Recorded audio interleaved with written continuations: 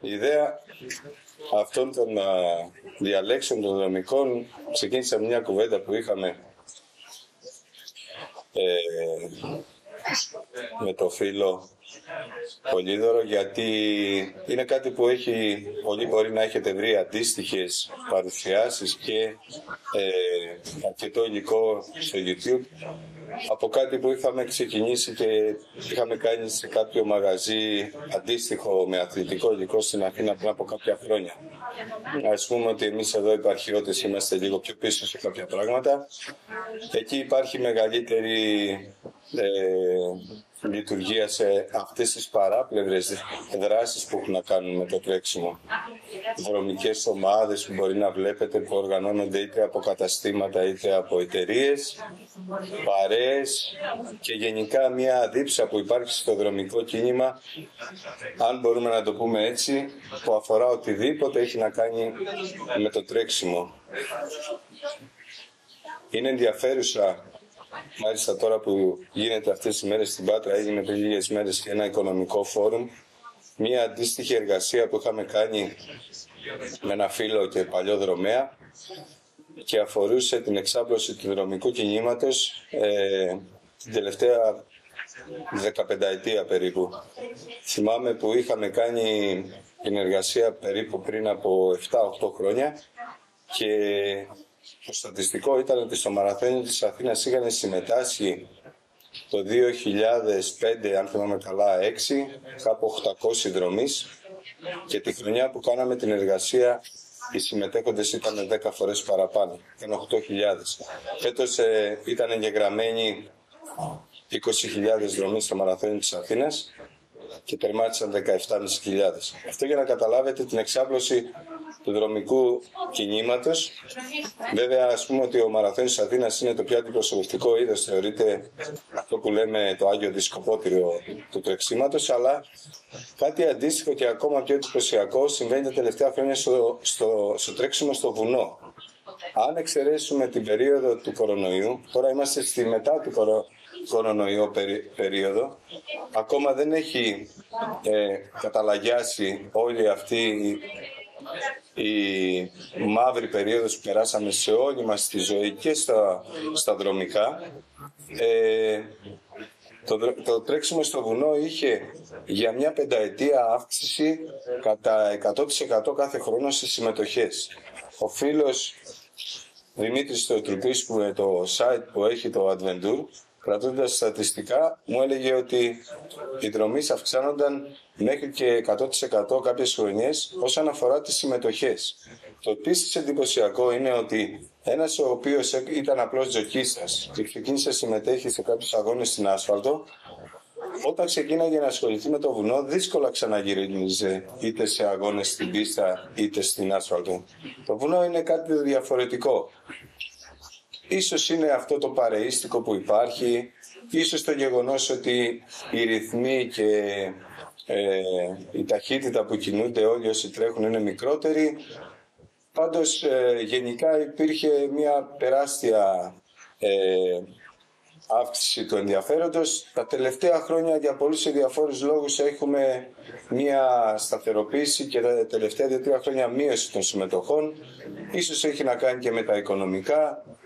Υπάρχουν πολλοί παράγοντες, δεν τους έχουμε ακόμα απομονώσει και γι' αυτό δεν έχουμε ξεκαθαρίσει και ποιες είναι οι αιτίες, αν μπορέσουμε να τις αντιμετωπίσουμε.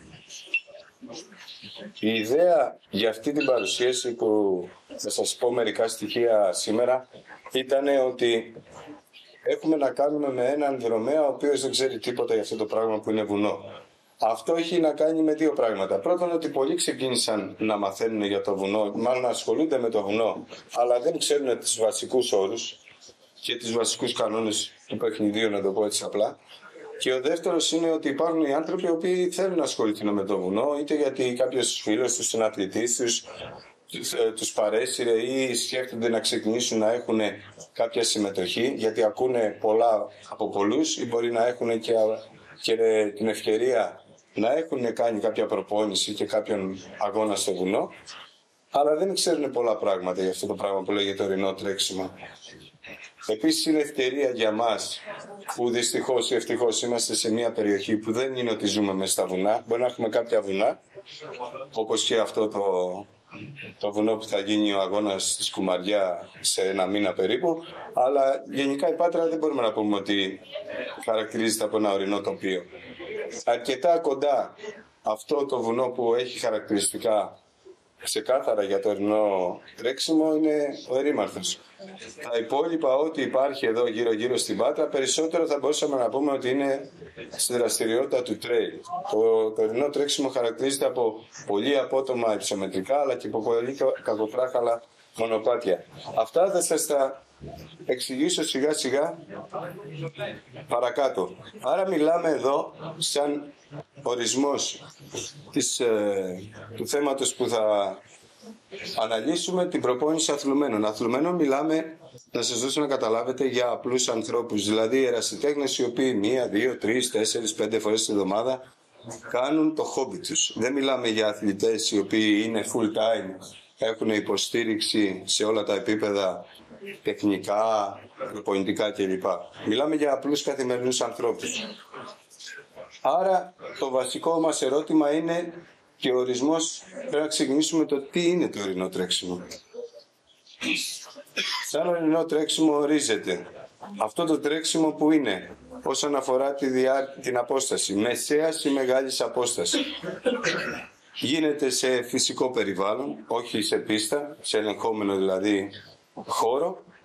Περιλαμβάνει μεγάλες υψομετρικές διαφορές, είτε είναι ανηφόρες είτε κατηφόρες, και ο αθλητής κινείται με σχεδόν αυτόνομη τροφοδοσία. Είναι τόσο μεγάλες οι αποστάσεις μεταξύ των σταθμών και τόσα πολλά τα χιλιόμετρα που χρειάζεται να καλύψουν οι αθλητές, που πρέπει να έχει προβλέψει όσον αφορά την τροφοδοσία του, που αφορά και το κομμάτι της τροφοδοσίας σε θερμίδες αλλά και σε υδροδοσία, να είναι σχεδόν αυτόνομο.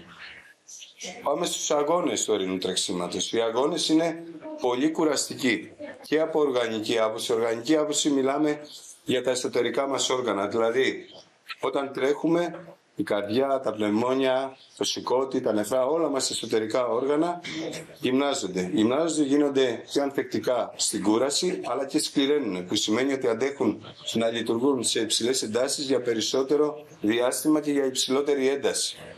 Αυτοί οι αγώνες είναι κουραστικοί όχι μόνο οργανικά, αλλά και από άποψη εγκεφαλική. Δηλαδή και πνευματικά πρέπει να είμαστε έτοιμοι να αντιμετωπίσουμε για πολλές ώρες αρκετές δυσκολίες. Συνήθως διαρκούν αρκετές ώρες και για τους παραπάνω λόγους, όταν θα πρέπει κάποιος να αποφασίσει να συμμετέχει σε έναν τέτοιο αγώνα, την τελευταία στιγμή είναι ό,τι χειρότερο. Πρέπει να έχει προετοιμαστεί κατάλληλα. Τι χαρακτηριστικά έχουμε από την άλλη μεριά, δηλαδή ο δρομέας, ποια είναι αυτά τα χαρακτηριστικά που θα πρέπει να έχει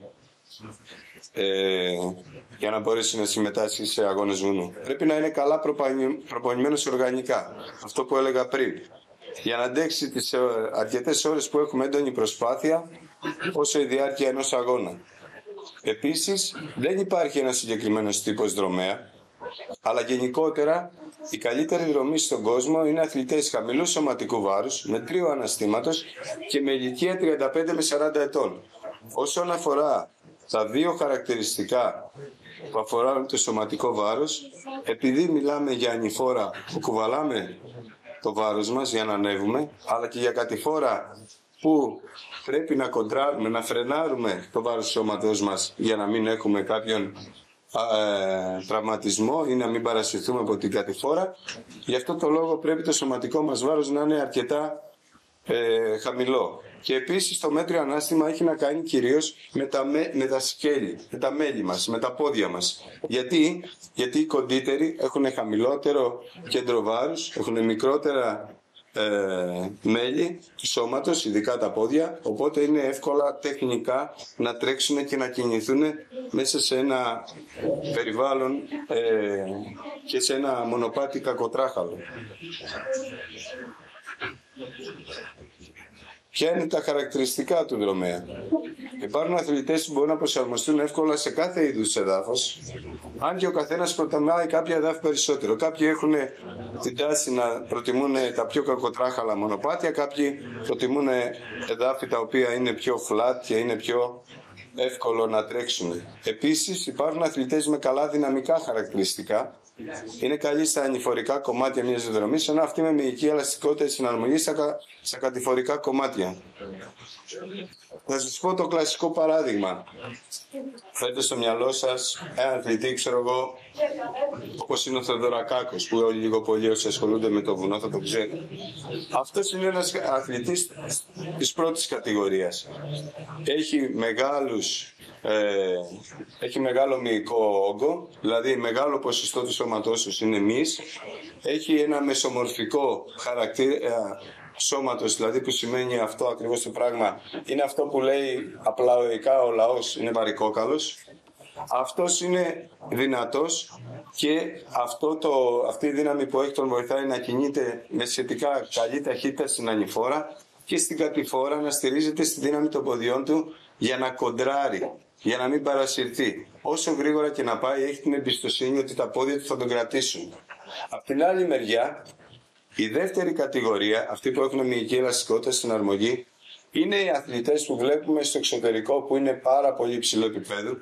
Κυρίως αθλητές που μένουν και μεγαλώνουν, καλά δεν θα σας πω για τον Κίλιαν γιατί αυτός είναι θαύμα της φύσης, αλλά αθλητές που μεγαλώνουν και έχουν μεγάλη εξοικείωση με το βουνό, τέτοιους θα δείτε πάρα πολλούς, είναι οι Γάλλοι και οι Ισπανοί. Στη χώρα των Βάσκων που είναι κυρίως τα Πυρηναία και υπάρχουν πάρα πολύ καλοί αθλητές σε παγκόσμιο επίπεδο, αυτοί έχουν τα χαρακτηριστικά όπως ένα κατσίκι.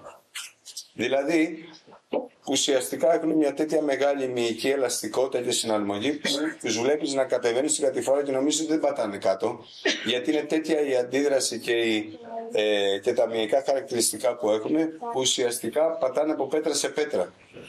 Αυτοί είναι και οι πιο γρήγοροι αθλητές.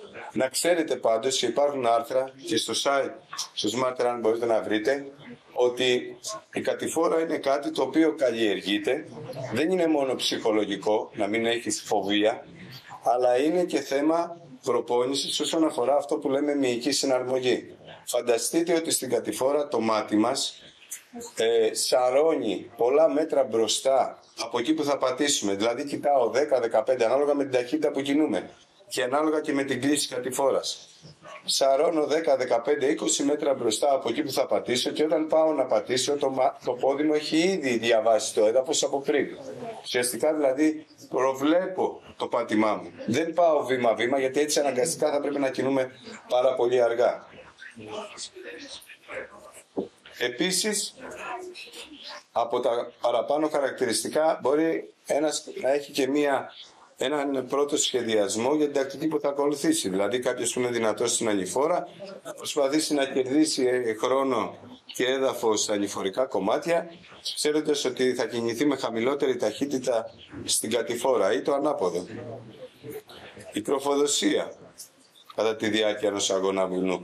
Η ενεργειακή τροφοδοσία και η υδροδοσία είναι πολύ σημαντικά και πολλές φορές είναι αυτά που καθορίζουν σε μεγάλο βαθμό και την απόδοση και την επίδοση.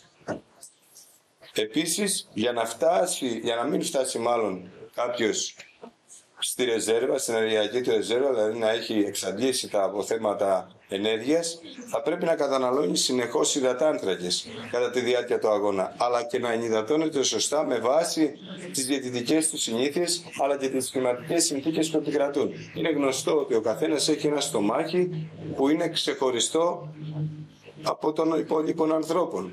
Υπάρχουν άνθρωποι που μπορεί να φάνε το οτιδήποτε χωρίς να έχουν πρόβλημα και υπάρχουν άλλοι που με το οτιδήποτε έχουν πρόβλημα.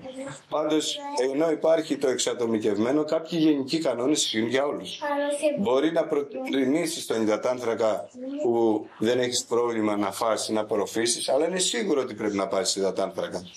Μπορεί να προτιμήσεις να πιεις ηλεκτρολίτες ή να πάρεις χάπια ή να ψάξεις να βρεις άλλους τρόπους να ενυδατωθείς, αλλά είναι σίγουρο ότι χρειάζεται να ενυδατώνεις. Και όσο περισσότερο είναι μεγάλη η διάρκεια του αγώνα, τόσο σημαντικότερο είναι το κομμάτι αυτό. Πάντως να ξέρετε ότι το βουνό επιτρέπει μεγαλύτερες και χρειάζεται μεγαλύτερες καταναλώσεις ενέργεια από ό,τι χρειάζεται ένας αγώνας στην άσφαλτο ή ένας αγώνας σε επίπεδη διαδρομή. Γιατί καταρχήν στο βουνό έχεις να αντιμετωπίσεις και κάτι άλλο που μερικοί δεν το λαμβάνουν υπόψη τους. Πρέπει να δείτε όλο το ενεργειακό κόστος. Υπάρχει μία παράμετρος που πολλοί την παραβλέπουν και οι έμπειροι πολλές φορές την πατάνε και έχει να κάνει με την διατήρηση της θερμότητας του σώματος. Φανταστείτε ότι κάποιος ο οποίος ξεκινάει με 15-20 και παραπάνω βαθμούς από το επίπεδο της θάλασσας και μπορεί να φτάσει ακόμα και σε θερμοκρασίες κοντά στο 0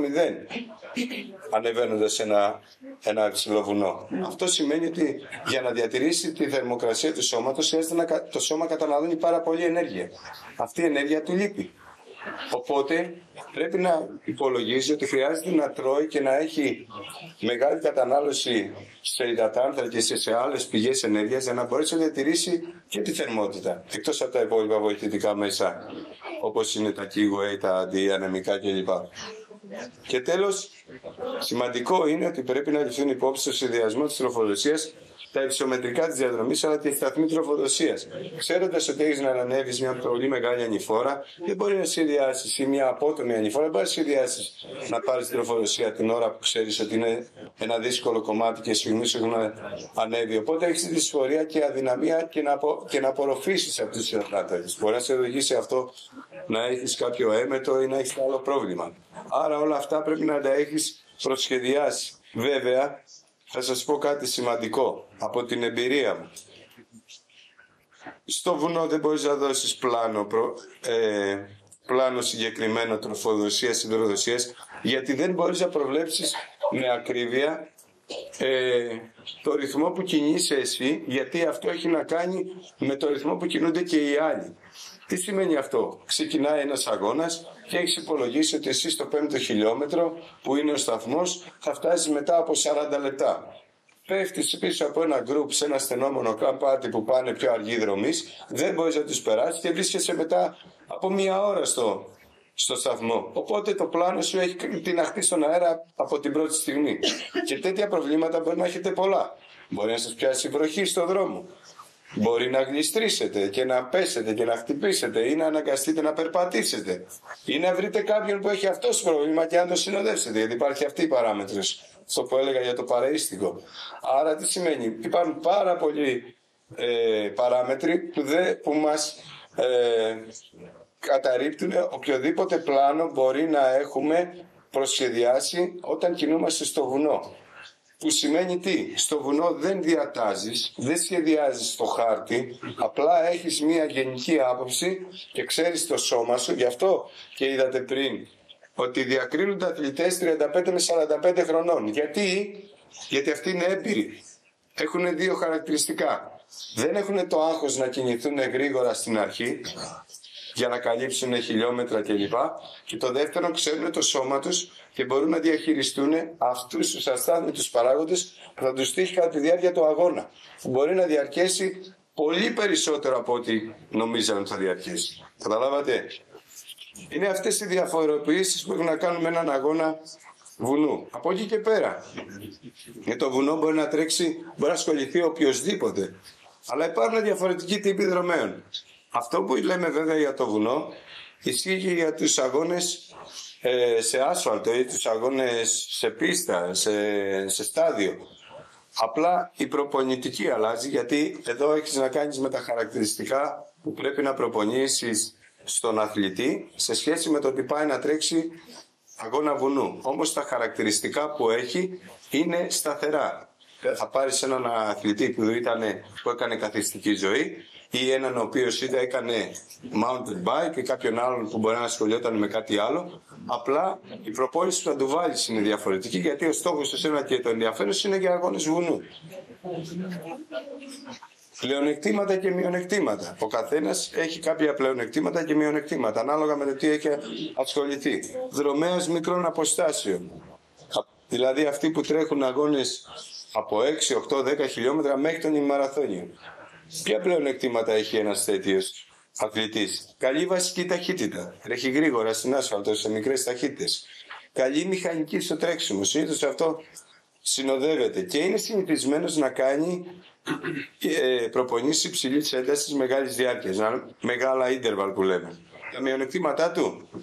Μειωμένη αντίληψη των τεχνικών δυσκολιών που βρίσκει στις διαδρομές. Δηλαδή δεν έχει εξοικείωση με το μονοπάτι και χρειάζεται πολλή δουλειά σε αυτό. Και επίσης δυσκολία στη διαχείριση αυξημένου όγκου προπόνησης και χιλιόμετρων. Πώς θα ξεκινήσει αυτός που θα βάλει στο μυαλό του ότι θα πάει να κάνει κάποιες ώρες τρέξιμο στο βουνό? Απειρία στο να τρώει και να πίνει κατά τη διάρκεια των προπονήσεων των αγώνων. Αυτός πίνει το νερό και φεύγει. Καλά το πολύ να πίνει κανένα τζελάκι όταν κάνει μικρούς αγώνες. Μέχρι εκεί. Ο μαραθωνοδρόμος. Πλεονεκτήματα. Έχει ανεπτυγμένη αερόβια αντοχή και προδιάθεση για προσπάθειες που έχουν μεγάλη διάρκεια στις προπονήσεις. Ποια είναι τα μειονεκτήματά του που αυτός χωλαίνει? Έχει μειωμένη αντίληψη, δηλαδή η εξοικείωση με το μονοπάτι, γενικά για όλους το μονοπάτι είναι κάτι το ξένο, κάτι το άγνωστο και είναι πάνω σε αυτό που πρέπει όλοι να δώσουν μεγάλη προσοχή, ανεξάρτητα τι ικανότητες έχουν στα υπόλοιπα κομμάτια. Και επίσης τις αλλαγές ρυθμού στο ρυθμό αγώνα. Ξέρετε, στο μαραθώνιο, όσοι τρέχουν από εσάς έγιναν τρέξει μαραθώνιο, το ξέρουν. Και γενικά στους αγώνες στην άσφαλτο βάζεις ένα ρυθμό που μπώνεις και πας αυτόν. Αν τον έχεις επιλέξει σωστά, με μικρές αποκλήσεις θα φτάσεις μέχρι τον τερματισμό στο μαραθώνιο. Στο βουνό δεν υπάρχουν αυτά. Δεν υπάρχει σταθερά. Αυτό είναι η ιδιαιτερότητα του βουνού. Και επίσης δεν μπορεί να ανταπεξέλθει σε προπονήσεις που έχουν υψηλή ένταση μεγάλης διάρκειας, όπως αυτές που κάνουμε μεγάλες διάρκειες στο βουνό. Αυτός που είναι βουνήσιος, ποιο είναι το πλεονέκτημά του? Καλή τεχνική. Αυτός έχει καλή εξοικείωση με το μονοπάτι και είναι καλός στις προπονήσεις και υψηλής έντασης και μεγάλης διάρκειας. Μπορεί να τρέχει για πολλές ώρες στο βουνό. Καλή μυϊκή ισχύ, αυτά που λέγαμε πριν και τις ανηφόρες, τις κατηφόρες, και καλή επαφή με το φυσικό περιβάλλον. Μπορεί και προσανατολίζεται, μπορεί και λειτουργεί μέσα σε φυσικό περιβάλλον όπως αυτό του βουνού. Απλά εδώ να ξεκαθαρίσω ότι όταν μιλάμε για αγώνες βουνού δεν μιλάμε για πολύ μεγάλες διάρκειες. Παίζει ρόλο δηλαδή κάποιος και κάτι άλλο σημαντικό. Αγώνες βουνού είναι και κάποιος που μπορεί να έχει τρέξει έναν αγώνα trail. Μικρά υψομετρικά, μικρές δυσκολίες, ένα βουνό ήπιο.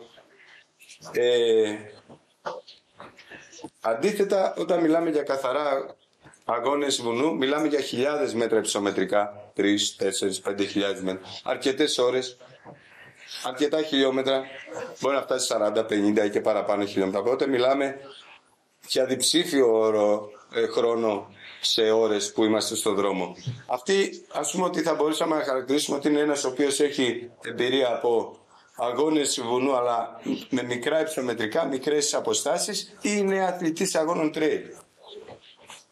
Και ο περιπατητής. Σημειωτέων, αυτό που έλεγα στην αρχή, περιέργως μετά τον κορονοϊό, το τρέξιμο στο βουνό έκανε κοιλιά και αυξήθηκαν οι περιπατητές στο βουνό. Δηλαδή υπάρχει μεγάλο ενδιαφέρον να πάω να περπατήσω με την παρέα μου κλπ. Αλλά λιγότεροι από ό,τι ασχολούνταν τα προηγούμενα χρόνια πάνε να κάνουν αγώνες βουνού.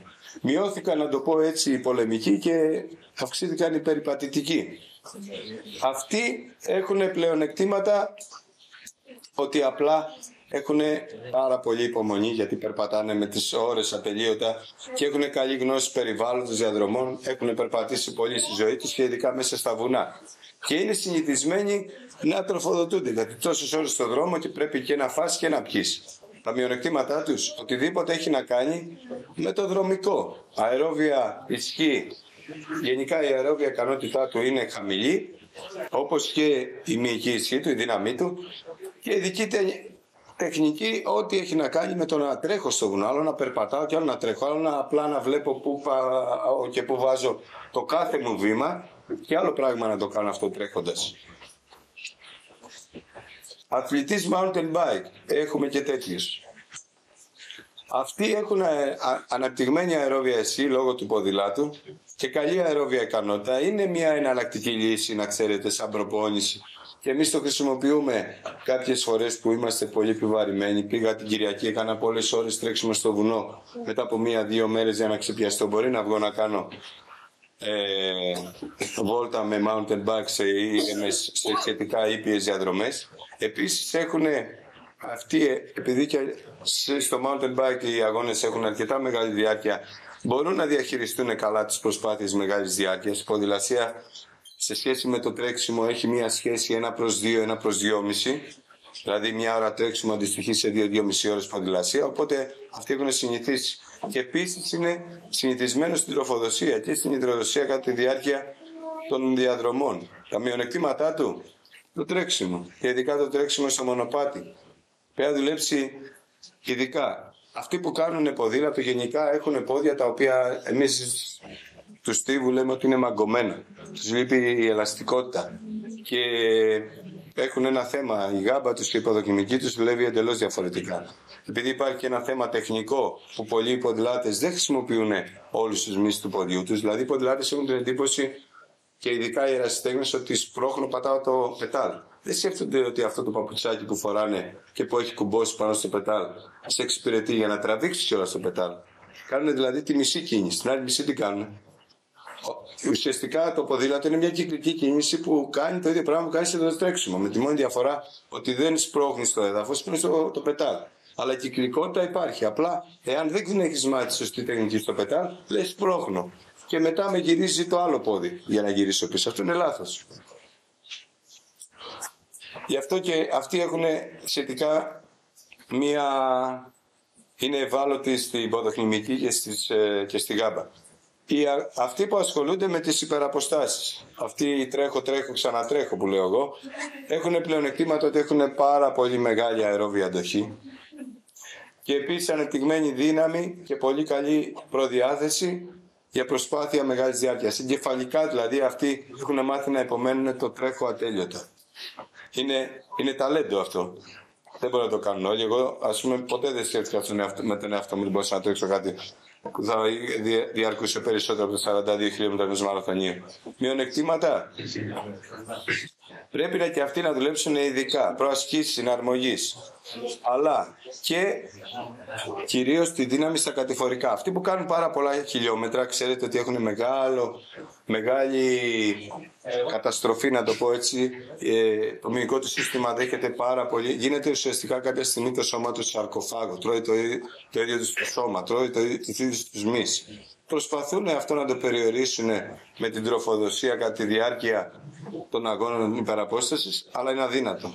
Φανταστείτε ότι αν κάνουν σε έναν τέτοιο αθλητή και το ξέρουν αυτοί που τους κάνουν προπόνηση, εάν σας κάνουν κάποιος που τρέχει υπεραποστάσεις, αν του κάνουν εξετάσεις μετά το τέλος του αγώνα, θα τον βάλουν στο νοσοκομείο για περίθαλψη. Μπορεί να το στείλουν και στον κύριο Σουλελέ που είναι στην εντατική. Το CPK είναι για έμφραγμα. Θα δείτε 10-15.000 CPK. Τον βάζουν μέσα κάποιον αν δουν τι έχει γίνει μετά από έναν αγώνα υπεραπόστασης. Και φυσικά μιλάμε για περίοδο αποκατάστασης που μπορεί να φτάσει μέχρι τον 1,5 μήνα. Και αυτοί έχουν θέμα, πρέπει να μάθουν να τρέχουν.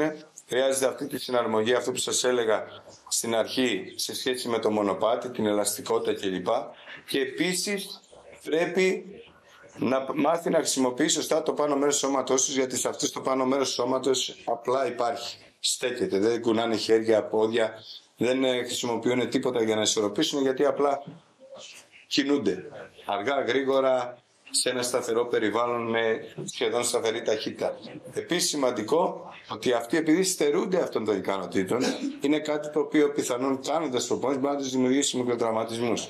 Και χρειάζεται πολύ σημαντικό κομμάτι και στην ανάλυση. Ο πρωτάρης, αυτός που ήρθε από τον καναπέ. Πλεονεκτήματα. Απλά μπορεί να κάνει σε πάνω του τα πάντα. Γιατί είναι ρούκι που λένε στο μπάσκετ, είναι πρωτάρης, δεν ξέρει τίποτα. Είναι το έδαφος παρθένο, μπορεί να σπείρεις ό,τι θέλεις. Και τα μειονεκτήματα. Χρειάζεται υπομονή, επιμονή για να αγωνιστεί σε έναν αγώνα βουνού, κάποιος ο οποίος δεν έχει τρέξει ποτέ, και μιλάμε θεωρητικά για έναν αγώνα που είναι από 20 χιλιόμετρα και πάνω. Γιατί σε μικρότερους μπορεί με κάποιο τρόπο και σε μικρότερο διάστημα να συμμετάσχει και να τερματίσει χωρίς προβλήματα. Προσέξτε, για μένα το βασικό πρόβλημα και το βασικό κριτήριο είναι η υγεία. Να πας να τρέξεις, λέω σε όλους έναν αγώνα, όταν είσαι υγιής. Όταν έχεις κάποιο πρόβλημα, μην πας. Γιατί δεν κερδίζεις τίποτα. Καταρχήν κάνουμε αθλητισμό. Κάνετε αθλητισμό. Εγώ έπαψα από χρόνια να κάνω. Κάνετε αθλητισμό για να κάνετε καλό στην υγεία σας. Αν έχετε κάποιο πρόβλημα υγείας, ποιος ο λόγος να πάτε να συμμετάσχετε σε έναν αγώνα? Καταρχήν δεν πρέπει να κάνετε αθλητισμό εκείνη τη στιγμή. Αν είμαι άρρωστος, να πάω να τρέξω. Δεν γίνω καλύτερα. Κάνω αθλητισμό για να έχω καλύτερη υγεία, καλύτερο νοσοποιητικό, καλύτερο μυϊκό σύστημα, αριστικό κλπ. Εάν έχω κάποιο πρόβλημα, το διορθώνω και όταν γίνω καλά, όταν θεραπευτώ, πάω και κάνω πάλι αθλητισμό. Αν έχω πρόβλημα υγείας, απλά δεν πάω. Γιατί δεν κάνω καλό στον εαυτό μου. Τόσο απλά. Δηλαδή δεν μπορώ να καταλάβω γιατί σου λέει έχω ένα πρόβλημα, με πονάει το γόνατό μου, αλλά θα πάω. Γιατί να πας? Δεν καταλαβαίνω το λόγο. Δεν είναι η δουλειά σου. Πας, δεν πας, τη Δευτέρα θα πας για δουλειά.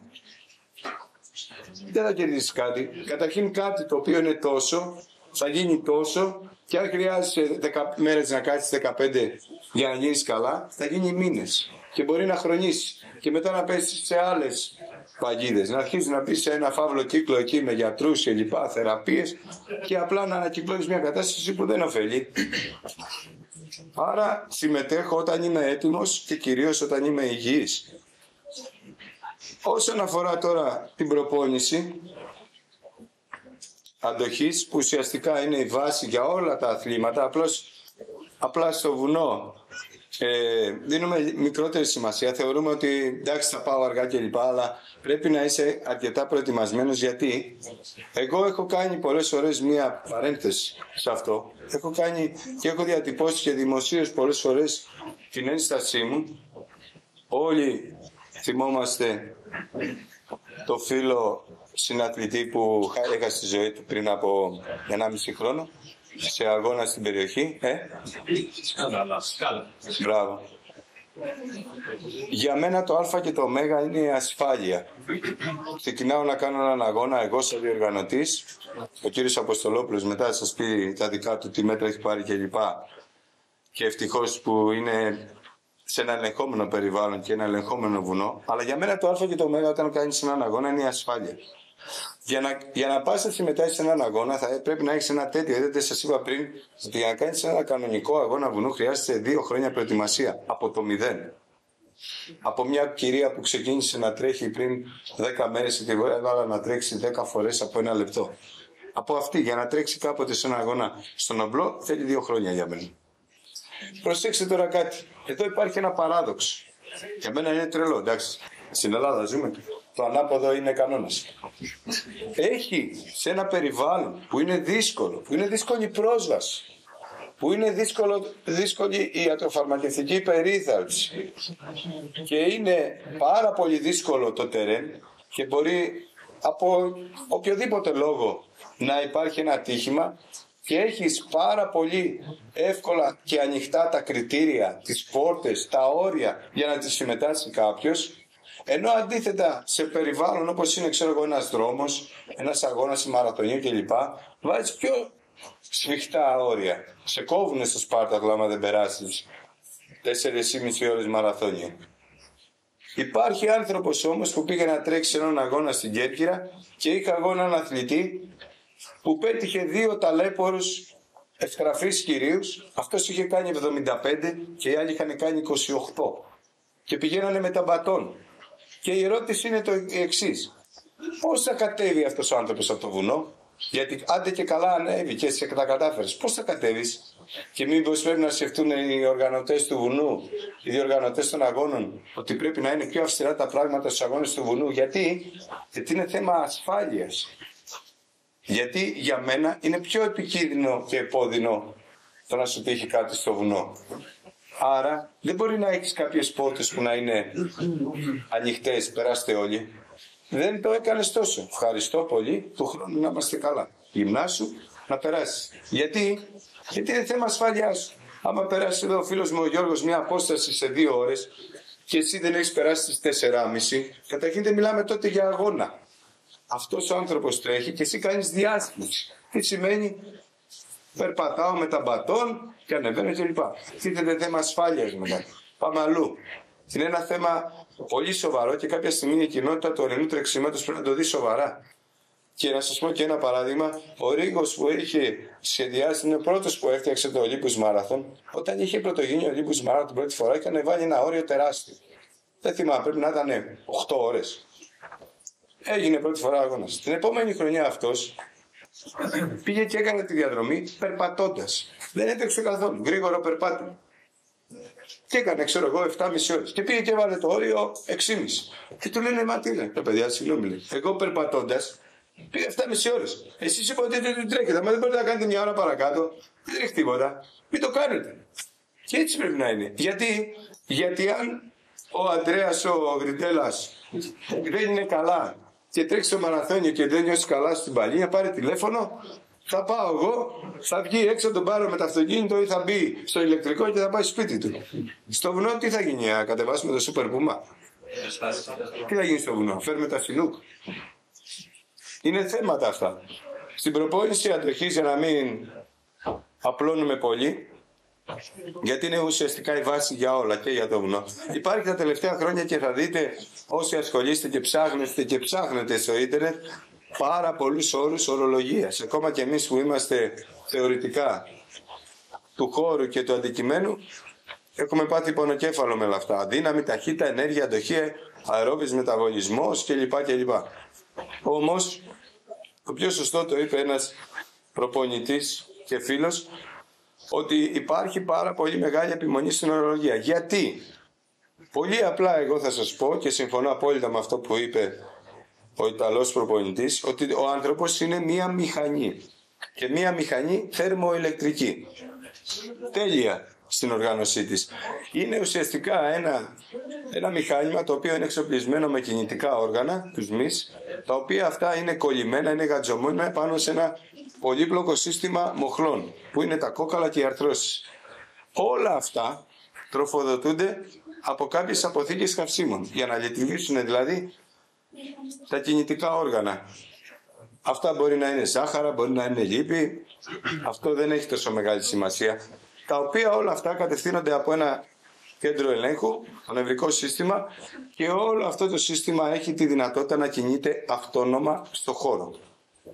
Τι στόχο έχουμε εμείς με την προπόνηση? Να βελτιώσουμε το ανθρώπινο κινητικό δυναμικό μέσω ενός ερεθίσματος που είναι η σωματική άσκηση. Επίσης σημαντικό είναι, και αυτό έχει γίνει μια επανάσταση τα τελευταία χρόνια στην προπονητική σε παγκόσμιο επίπεδο, στα δικά μας αγωνίσματα. Ίσως αυτός είναι και ο λόγος που βλέπετε ότι είναι θέμα χρόνου να τρέξουμε κάτω από 2 ώρες το μαραθώνιο.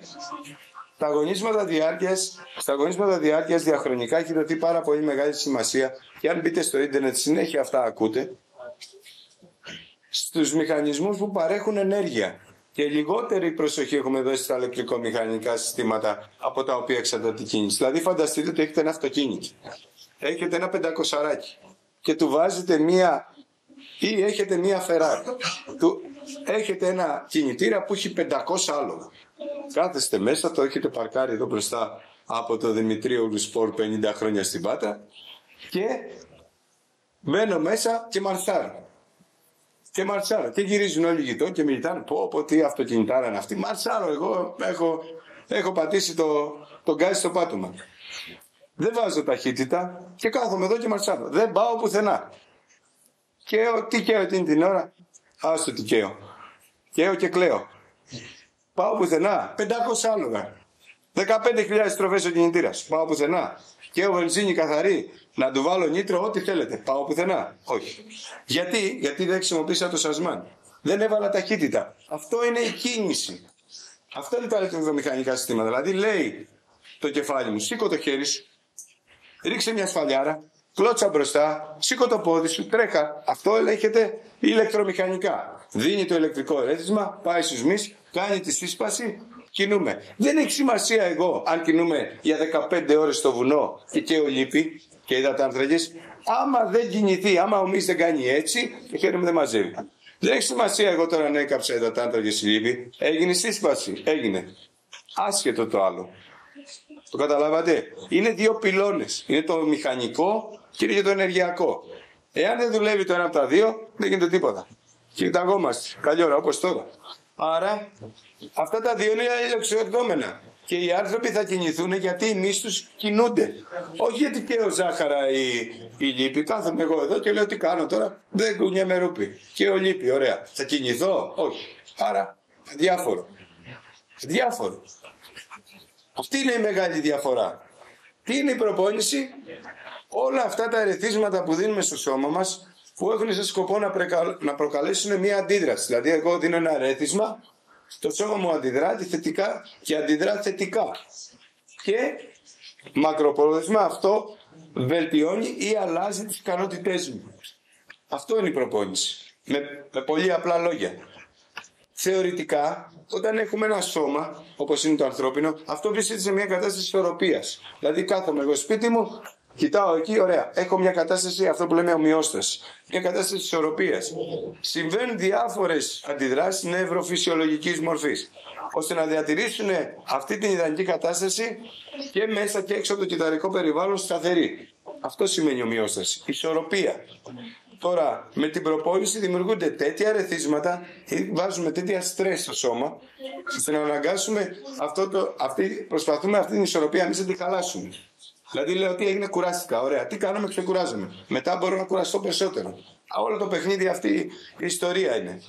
Και με αυτόν τον τρόπο αναφερόμαστε σε όλες εκείνες τις τεχνικές που χρησιμοποιούμε να δημιουργήσουμε συγκεκριμένα ερεθίσματα. Για παράδειγμα, το τρέξιμο, προπόνηση δύναμης, το stretching κλπ.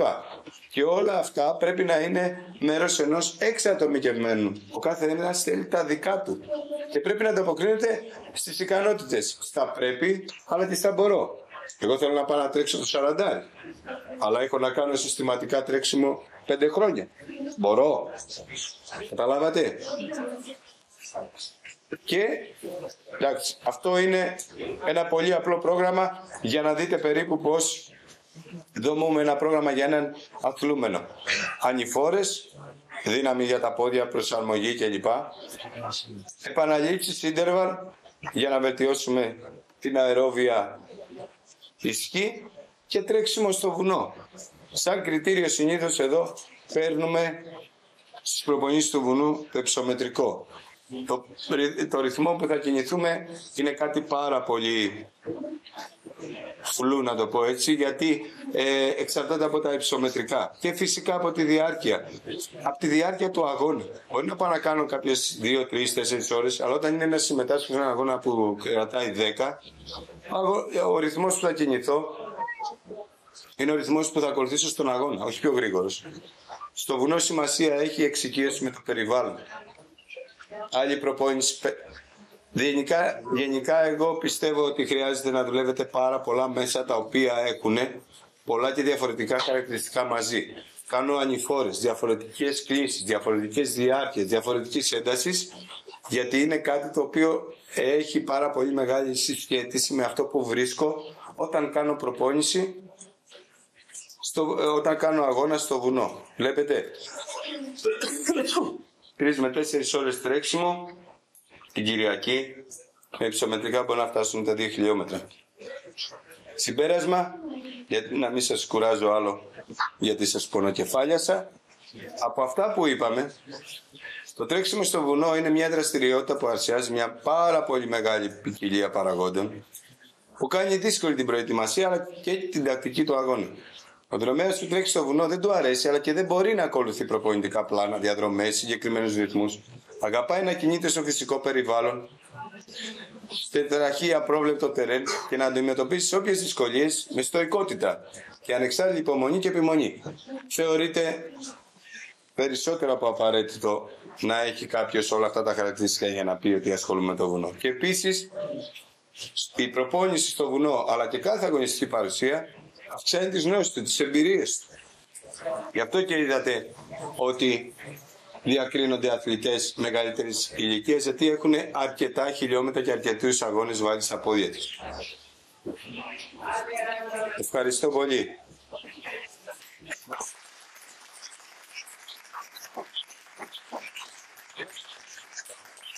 Είμαστε στο ραδίο. Ευχαριστούμε τον κύριο Τακόγλου. Θέλει κάποιος να κάνει κάποια ερώτηση?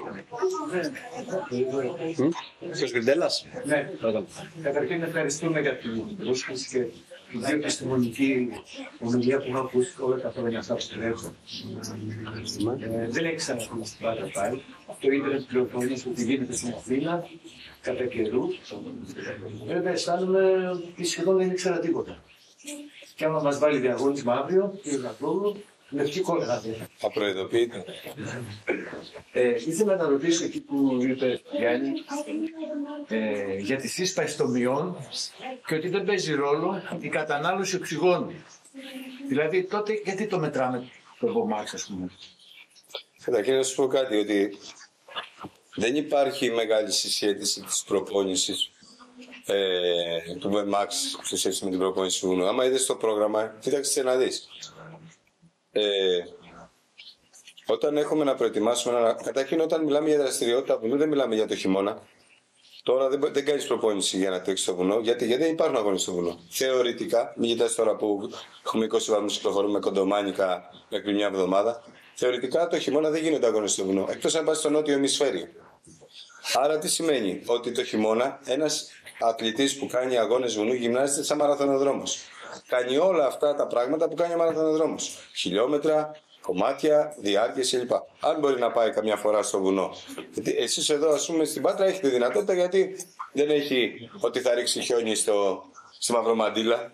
Αν και πόσο μπορεί να θεωρηθεί η Μαυρομαντήλα βουνό. Δεν μπορεί να πας όμως στον Ερήμανθο για προπόνηση. Άρα τι σημαίνει αυτό? Το χειμώνα γυμνάζεται σαν μαραθωνοδρόμος. Όταν αρχίζει η άνοιξη και αρχίζουν τα βουνά και είναι προσβάσιμα, τότε αρχίζεις και κάνεις προετοιμασία για τους αγώνες του βουνού.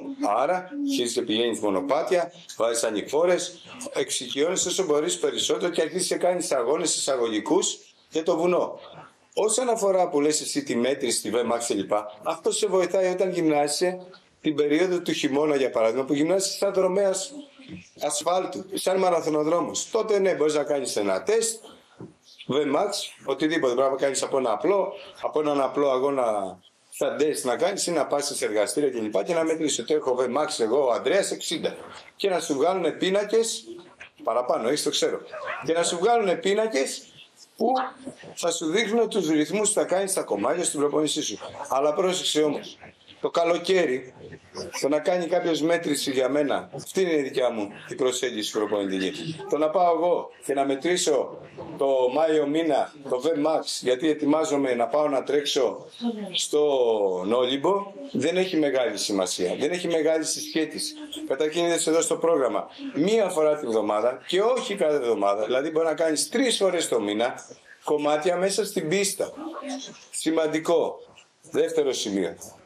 Γιατί κάνουμε κομμάτια στην πίστα και προσπαθούμε να καλλιεργούμε την ταχύτητά μας? Πάντα σαν να είμαστε ένας αθλητής μεταξύ ημιμαραθωνίου και μαραθωνίου. Γιατί το να έχω καλή αερόβια ισχύ που τόσες φορές ακούσατε στις διαφάνειες, με βοηθάει σε 2 πράγματα. Πρώτον, ότι κινούμε καλύτερα, ανεβαίνω με καλύτερες ανάσεις. Γενικά η βασική αρχή λέει ότι στο βουνό ανεβαίνω με τα πνευμόνια και κατεβαίνω με τα πόδια. Δηλαδή θέλω δύναμη για να κρατήσω, να με πάρει κατηφόρα. Αλλά για να ανέβω όμως θέλω καρδιά, θέλω αερόβια ισχύ. Γι' αυτό και κάνουμε κομμάτια στην πίστα σε όλη την περίοδο προετοιμασίας. Εντάξει. Όμως αυτό όταν είσαι κοντά στην περίοδο προετοιμασίας για έναν αγώνα βουνού έχει πολύ μικρή σημασία και ειδικά το VMAX. Γιατί οι ρυθμοί που κινείσαι είναι πολύ πιο αργοί, πιο χαμηλοί. Κάτσε μεγάλα κομμάτια και απλά και ωραία το κάνεις μια φορά εβδομάδα. Δεν έχει καμία σημασία. Περισσότερο σημασία έχει αν μπορείς να μετρήσεις δυναμικά χαρακτηριστικά. Μπορεί να μετρήσεις σαν τεστ μια απόσταση που έκανες στο βουνό, σε μια συγκεκριμένη διαδρομή και να δεις φέτος πόσο πιο γρήγορος είσαι. Κατάλαβες. Επίσης σημαντικό είναι το εξής. Το να έχεις καλή αερόβια ισχύ σε βοηθάει και κάτι άλλο.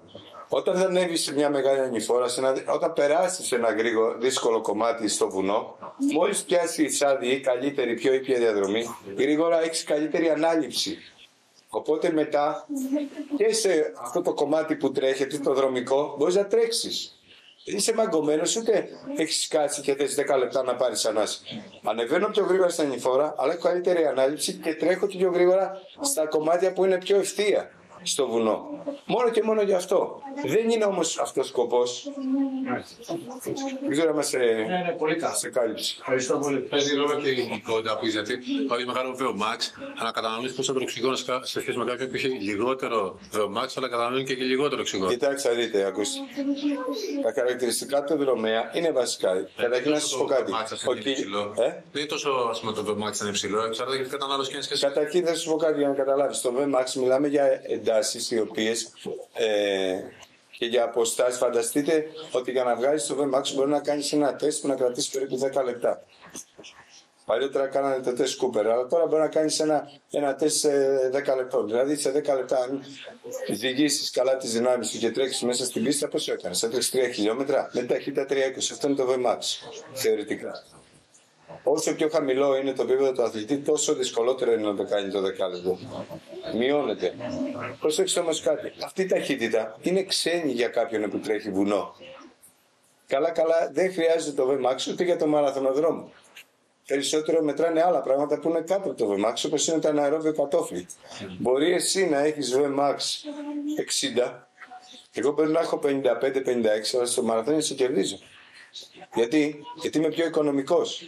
Άρα δεν παίζει τόσο μεγάλο ρόλο.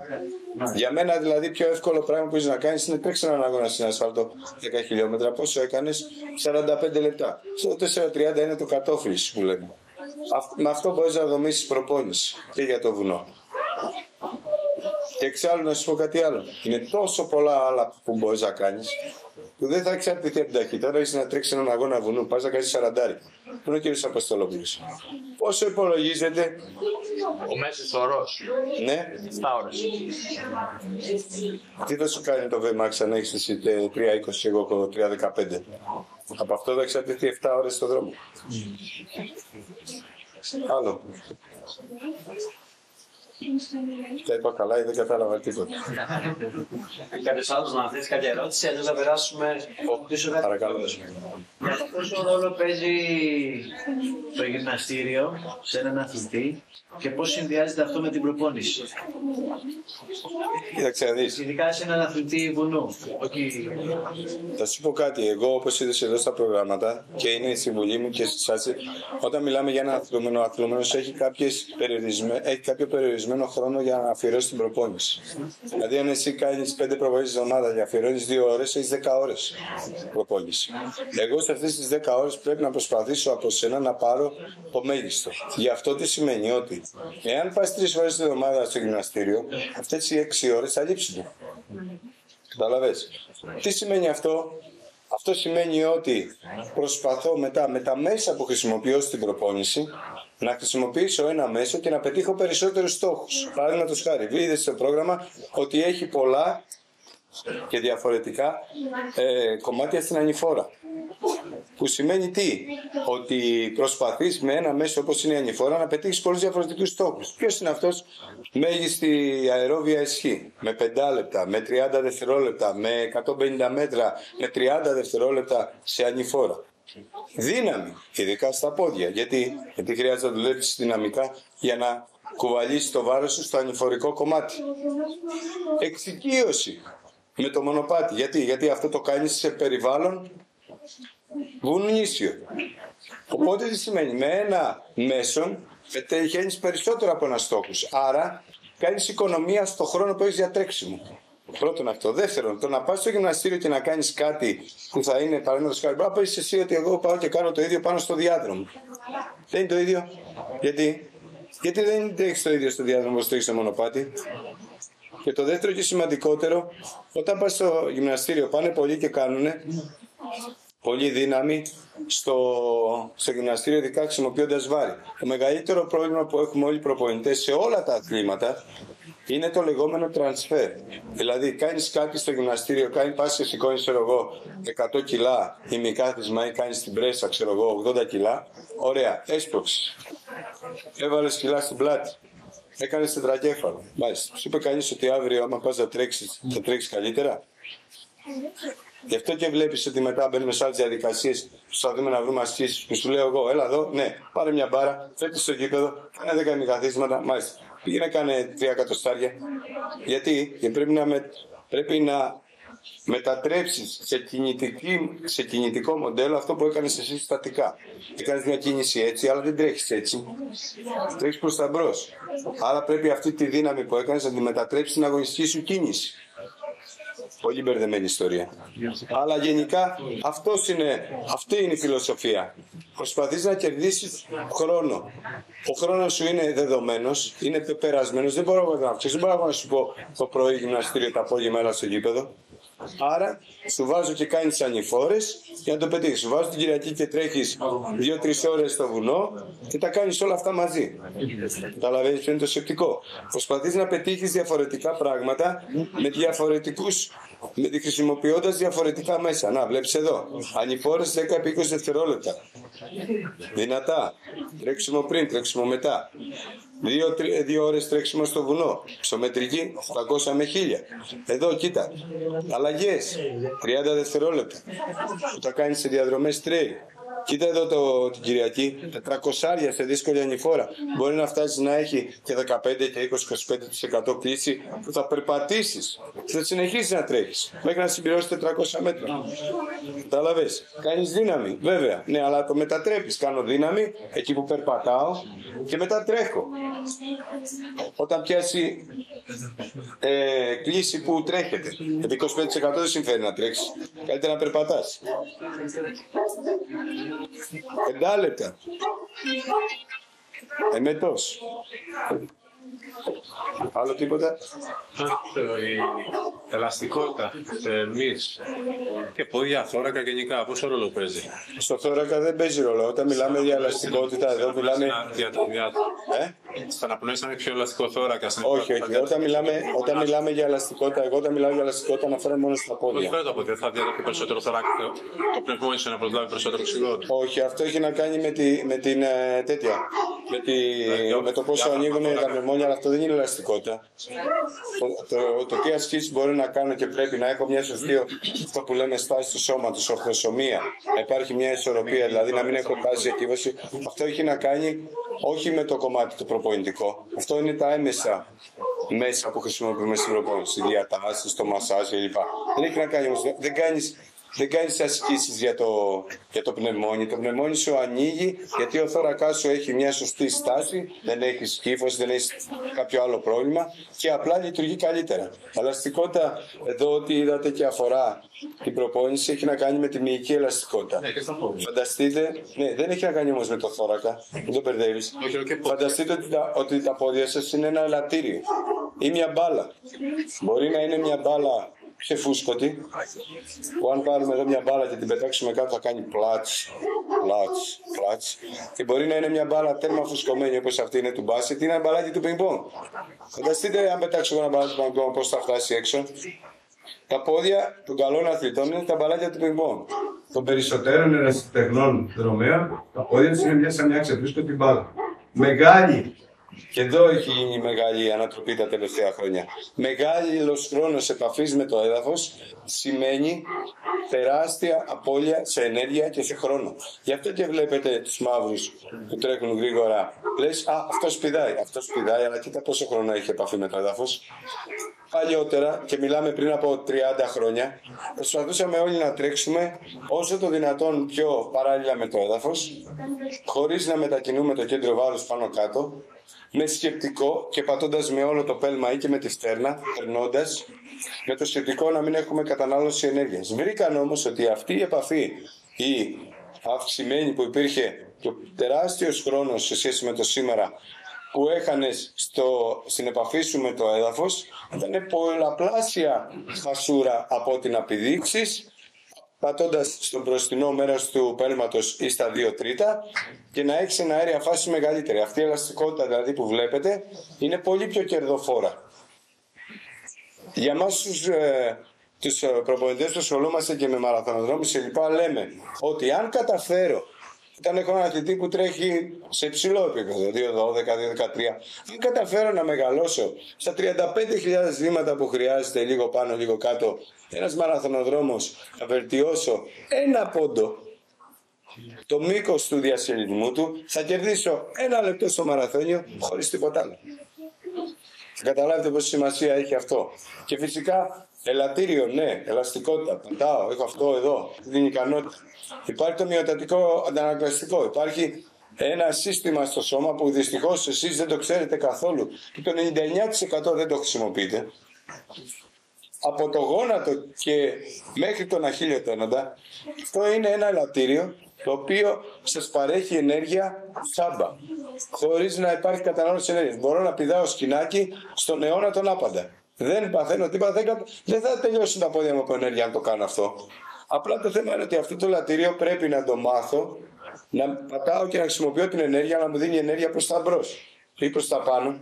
Δεν πηδάω πάνω κάτω, πηδάω εδώ, πατάω εδώ και πάω εκεί.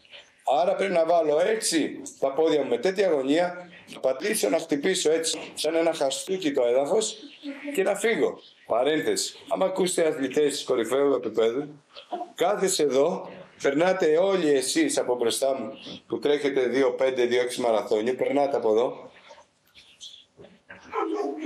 και δεν ακούτε τίποτα. Αυτό ακούτε. Ακούτε ένα σαν θρώισμα, σαν το θρώισμα των φίλων. Γιατί δεν ακούγονται. Αυτό είναι η ελαστικότητα. Καταλάβατε τι σας λέω. Αυτό δυστυχώς οι τζοκίστες δεν. Κάποιοι μπορεί να το έχουν. Αν ήταν παλιός ένας αθλητής έρθει στο άδικο, τον βλέπω. Και του λέω, έτρεχες παλιά, ήσουν αθλητής, φαίνεται. Στο μηχανικό κομμάτι αυτοί που έχουν κάνει αθλητισμό φαίνονται. Αυτά τους έχουν μείνει. Δεν χάνεται αυτό. Καταλάβατε. Αλλά στους άλλους είναι δύσκολο, θέλει δουλειά. Και γι' αυτό επίσης εσείς να ξέρετε, έχετε μεγάλη έφεση σε τραυματισμούς, παίρνοντες κλπ. Τέλος, όσο μεγαλώνουμε, ξεραίνεται και χάνει την ελαστικότητά του. Και όσο περισσότερα χιλιόμετρα κάνετε και καταμονήσετε ακόμα περισσότερο. Και άμα πάτε στις τραυματισμούς στον τένοντα, έρθει ο Παναγιωτόπουλος και θα τρίβει τα χέρια του. Και θα τρίβει τα χέρια του. Μην φτάσουμε να φτάσουμε το Παναγιωτόπουλο. Έχουμε κάποια άλλη ερώτηση? Αν όχι, να κάνουμε ένα μικρό διαλυματάκι, ένα break, έτσι να αφομοιώσουμε την πληροφορία που θα πεσάξει πίσω. Για να οργανωθεί εδώ ο Δημήτρης και να συνεχίσουμε. Καλησπέρα σε όλους και από μένα. Για όσους δεν γνωριζόμασταν και βλέπω οι περισσότεροι είμαστε φίλοι εδώ πέρα. Είμαι ο Δημήτρης ο Αποστολόπουλος. Έχω αναλάβει το κομμάτι των διαδρομών του αγώνα, κυρίως. Πρωτού ξεκινήσω να μιλάω, γιατί θέλω να πω και εγώ πολλά, έχει δώσει πολλές πάσεις ο κύριος Δαγκόγλου. Θα παίξουμε ένα βιντεάκι σε σχέση με το τι έγινε πέρυσι για να δούμε γιατί θα μιλήσουμε, για ποιον αγώνα θα μιλήσουμε. Είναι το Κουμαριά Trail Series. Τρίτη χρονιά φέτος στην πόλη μας. Ας παρακολουθήσουμε το βιντεάκι και μετά να τα αναλύσουμε λίγο όλα.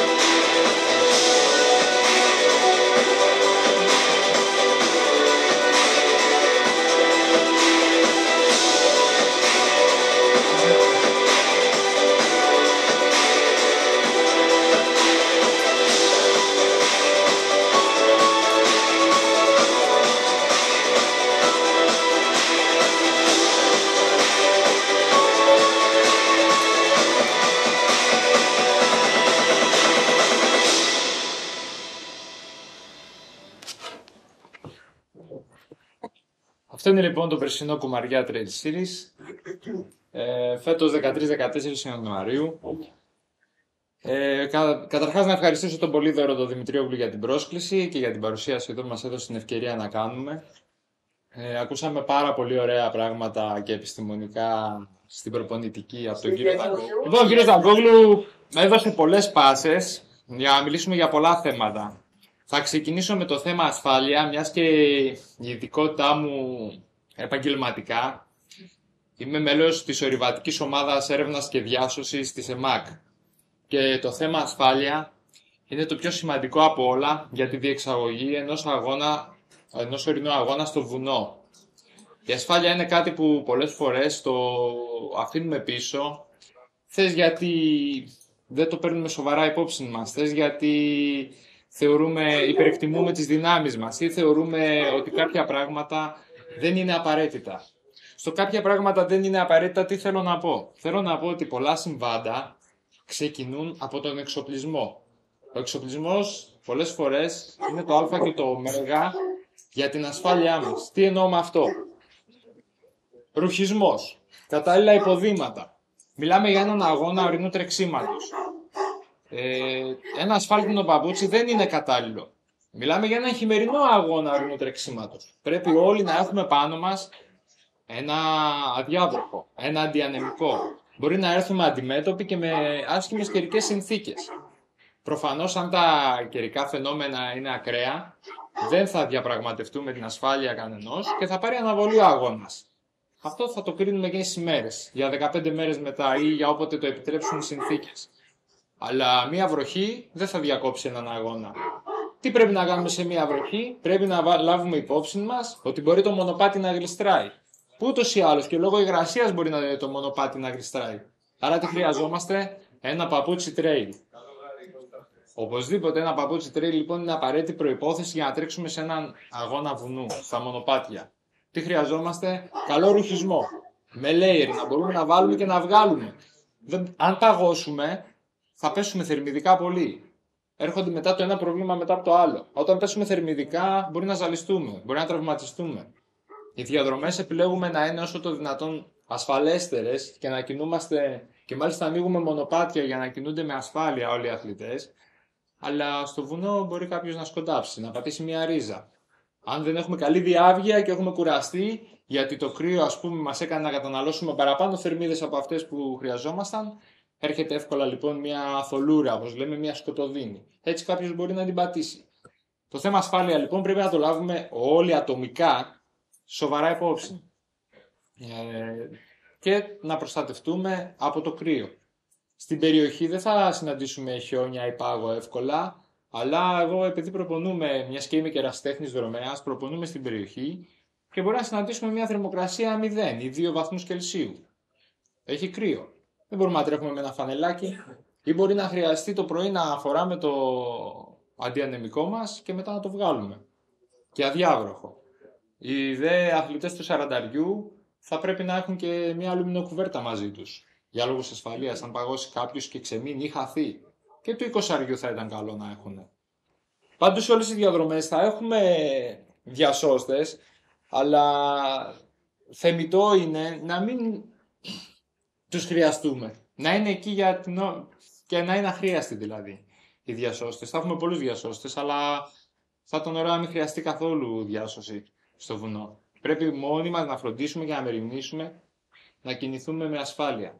Αυτό αφορά, μιας και είμαστε ερασιτέχνες και ο αγώνας είναι ερασιτεχνικός, άλλο ένα κομμάτι το οποίο μπορεί να συμβάλλει σε αυτό είναι και ο ανταγωνισμός. Ο ανταγωνισμός και η ένταση ή παρασυρώμαστε. Μίλησε πριν ο κύριος Δαγκόγλου, είπε θα τρέξει ο κύριος Θεοδωρακάκος. Ο Θεοδωρακάκος είναι ένας προπονημένος αθλητής υψηλού επίπεδου. Θα σταθούμε δίπλα του στην εκκίνηση. Θα φύγει γρήγορα, θα μας παρασύρει. Και άλλοι αθλητές, πολύ υψηλού επίπεδου. Προπονημένοι πάρα πολύ. Πρέπει εμείς, σαν αγωνιζόμενοι, σε οποιοδήποτε αγώνα συμμετέχουμε, να πηγαίνουμε με το δικό μας αυτό, με τις δικές μας αντοχές. Να διαβάζουμε το τι μπορούμε να κάνουμε, τι είμαστε ικανοί να κάνουμε. Όταν σταθούμε στη γραμμή εκκίνησης, όλοι έχουμε μια ένταση, ανεβαίνει λίγο η αδρεναλίνη, ξεκινάμε γρήγορα, Μπορεί να αδειάσουμε ενεργειακά γρήγορα. Γι' αυτό πρέπει να φροντίσουμε για την τροφοδοσία μας. Υπάρχουν σταθμοί τροφοδοσίας, πρέπει να φροντίσουμε να έχουμε και ενέργεια, θερμίδες μαζί μας. Ακόμα και για την περίπτωση που κάποιος μπορεί να χαθεί και να φύγει από το μονοπάτι. Τα μονοπάτια θα είναι σηματοδοτημένα, θα υπάρξει και μόνιμη σήμανση, αλλά πρέπει λίγο στο πίσω μέρος του μυαλού μας για την ασφάλειά μας να λάβουμε υπόψη μας δηλαδή πράγματα που δεν τα πολύ συζητάμε μεταξύ μας. Βγαίνουμε στο βουνό, τρέχουμε. Βασικό, πάμε για προπόνηση. Φορτισμένο κινητό. Πολύ σημαντικό να έχουμε ένα κινητό φορτισμένο επάνω. Όταν κινούμαστε στο βουνό, ακόμα και για προπόνηση. Έτυχε ένα περιστατικό την Κυριακή, τη Δευτέρα μάλλον, συγγνώμη, που κάποιος είχε βρεθεί στην ανάγκη και δεν είχε φορτισμένο κινητό. Ένας κυνηγός. Και αυτό στο βουνό περπατάει. Από θαύμα σώθηκε. Και από θαύμα βρέθηκε ο άνθρωπος αυτός και τώρα είναι ζωντανός. Έπιανε κρύο. Αυτά λίγο πολύ έχω να πω. Έτσι και η μικρή μου εμπειρία σαν δρομέας. Θα ήθελα να σας πω να τρέξετε με βάση τις δυνατότητές σας και να μην παρασυρθείτε από τον διπλανό σας. Δεν ξέρουμε ο διπλανός μας πόσο καλύτερα προπονημένος μπορεί να είναι ή πόσο πιο καλά μπορεί να κατέβει σε ένα μονοπάτι χωρίς να γλιστρήσει. Αυτά στο βουνό είναι λίγο θέματα που αφορούν την ασφάλεια. Στον δρόμο δεν τρέχει και κάτι. Το πολύ πολύ να σταματήσει στην άκρη, να πεις άδειασα, βάρεσα τείχο που λέμε. Οπότε σταματάς και τελειώνει εκεί το θέμα. Στο βουνό όμως μπορεί να σκοντάψεις, να χτυπήσεις ένα μονοπάτι, είναι το τερέν τεχνικό. Και μιλάμε για έναν αγώνα ορεινού τρεξίματος με τεχνικά μονοπάτια. Να αναλύσουμε λίγο τις διαδρομές, να ξεκινήσουμε λίγο από τη διαδρομή των 40 χιλιόμετρων. 40 χιλιόμετρα εδώ μας δίνουν οι επίσημοι χάρτες στο GPX που έχουμε ανεβάσει στο Trace the Trail, ένα γαλλικό site που έχει πάνω όλες τις διαδρομές και μας δίνει ότι είναι 2.600 μέτρα θετικής ανάβασης. Επίπεδο δυσκολίας 7, δεν είναι εύκολο 40 λοιπόν, και διάρκεια κατά μέσο όρο πάνω από 6 ώρες. Περισσότερες από 6 ώρες για το μέσο αθλητή που έτρεξε πέρυσι. Άρα τι σημαίνει αυτό, θα είμαστε 6 ώρες να τρέχουμε. Άλλοι θα είναι 4, άλλοι θα είναι 8. Αυτός είναι ο μέσος όρος. Θα πρέπει να λάβουμε υπόψη μας το τερέν που θα κινηθούμε, είναι τεχνικό τερέν. Θα πρέπει να λάβουμε υπόψη μας ότι θα γλιστράει και το ρυθμό που θα μπορέσουμε να κινηθούμε. Πολύ σημαντικό ρόλο σε ένα αγώνα βουνού παίζει το υψομετρικό προφίλ. Είναι ένας αγώνας, το Κουμαριά Μάραθον, του οποίου το υψομετρικό προφίλ από την αρχή μέχρι το τέλος είναι δύσκολο. Ενώ δεν ανεβαίνει σε μεγάλο υψόμετρο, το μέγιστο υψόμετρο που πιάνει, αν δεν κάνω λάθος, είναι τα 1300 μέτρα, αλλά είναι συνεχώς, έχει άνοδο και κάθοδο. Κινείται ανωδικά και καθοδικά. Ξεκινάει με 2 χιλιόμετρα περίπου ήπιας ανηφόρας σχετικά, αλλά η πρώτη ανηφόρα στη Μαυρομανδύλα που ξέρετε οι περισσότεροι είναι μια έντονη ανάβαση, θα τολμήσω να πω και vertical, όπου εκεί αν δεν έχεις ζεσταθεί καλά, αν δεν κρατήσεις να συντηρήσεις τις δυνάμεις σου, μπορεί να σε προδώσει πολύ νωρίς. Οπότε κάντε ένα καλό ζέσταμα όσοι ασχοληθείτε, όσοι έχετε βάλει στόχο το μάραθον. Το μάραθον απευθύνεται σε έμπειρους δρομείς, ορεινού τρεξίματος, όχι σε έμπειρους δρομείς μαραθωνοδρόμους, σε έμπειρους δρομείς στο βουνό. Αυτούς που έχουν γράψει τουλάχιστον 3-4 χρόνια στο ορεινό τρέξιμο, έχουν παρελθόν και μπορούν να κινηθούν με ασφάλεια στα μονοπάτια. Και ξέρουν να διαχειρίζονται τους αγώνες 6 και 7 ώρων. Γι' αυτό έχουμε βάλει και κάποια κριτήρια. Κάποιος να έχει τερματίσει τουλάχιστον τα τελευταία 2 έτη έναν ημιμαραθώνιο βουνού με πάνω από 1000 υψομετρικά. Το μάραθον έχει περίπου 7 σταθμούς τροφοδοσίας, αν θυμάμαι καλά.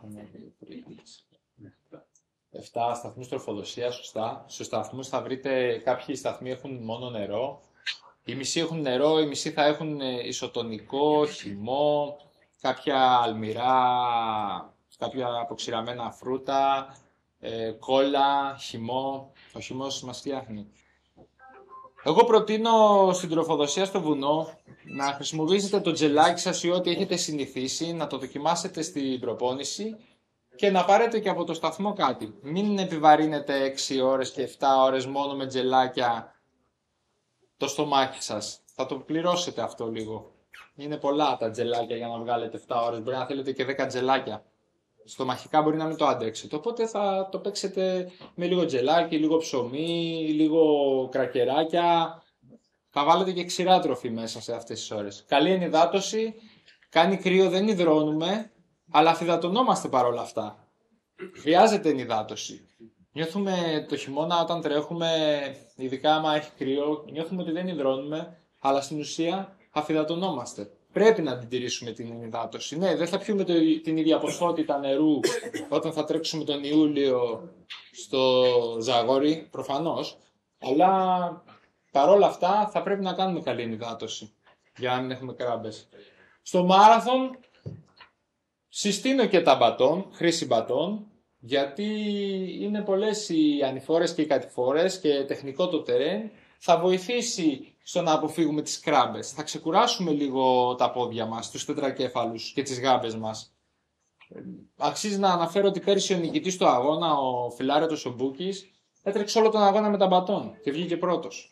Δεν μας καθυστερούν τα μπατόν, ίσα-ίσα μας βοηθούν, αρκεί να τα έχουμε δουλέψει. Γενικά τον εξοπλισμό μας πρέπει να τον τεστάρουμε και από πριν στην προπόνηση. Να κάνουμε δοκιμή και στην τροφοδοσία μας. Τι μπορούμε να αντέξουμε. Τι μας βολεύει καλύτερα. Με βολεύει να φάω λίγο ψωμί και ένα τζελάκι ενδιάμεσα. Πρέπει να το δοκιμάσω. Ποιο τζελάκι δεν με πειράζει στο στομάχι. Το αντιανεμικό μου, τον εξοπλισμό πάνω μου. Θα είμαι 7 ώρες στο βουνό. Πρέπει να ξέρω που έχω τα πράγματά μου στο γυλαίκο. Εδώ έχω τα τζελάκια μου, τα νερά μου. Πίσω έχω το αντιανεμικό μου ανάλογο. Έχω μια ζώνη ανάλογο που κουβαλάω τον εξοπλισμό. Όλα αυτά πρέπει να τα δοκιμάσουμε στην προπόνηση. Να τα έχουμε εφαρμόσει καλά πάνω μας. Είναι πολύ σημαντικός ο εξοπλισμός. Και να ξέρουμε τι θα χρειαστούμε για να πάσα ώρα και στιγμή. Αυτά χρειάζεται εμπειρία. Δεν είναι κάτι που τα ξέρετε οι περισσότεροι. Γιατί θεωρώ τώρα ότι οι περισσότεροι που θα τρέξουν το μάραθον είναι έμπειροι δρομείς βουνού. Τι άλλο να αναφέρουμε για το μάραθον. Αυτά λίγο πολύ. Η διαδρομή κινείται κυρίως σε μονοπάτι, τεχνικό τερέν. Σκοπός του μονοπατιού και του αγώνα είναι να αναδείξει και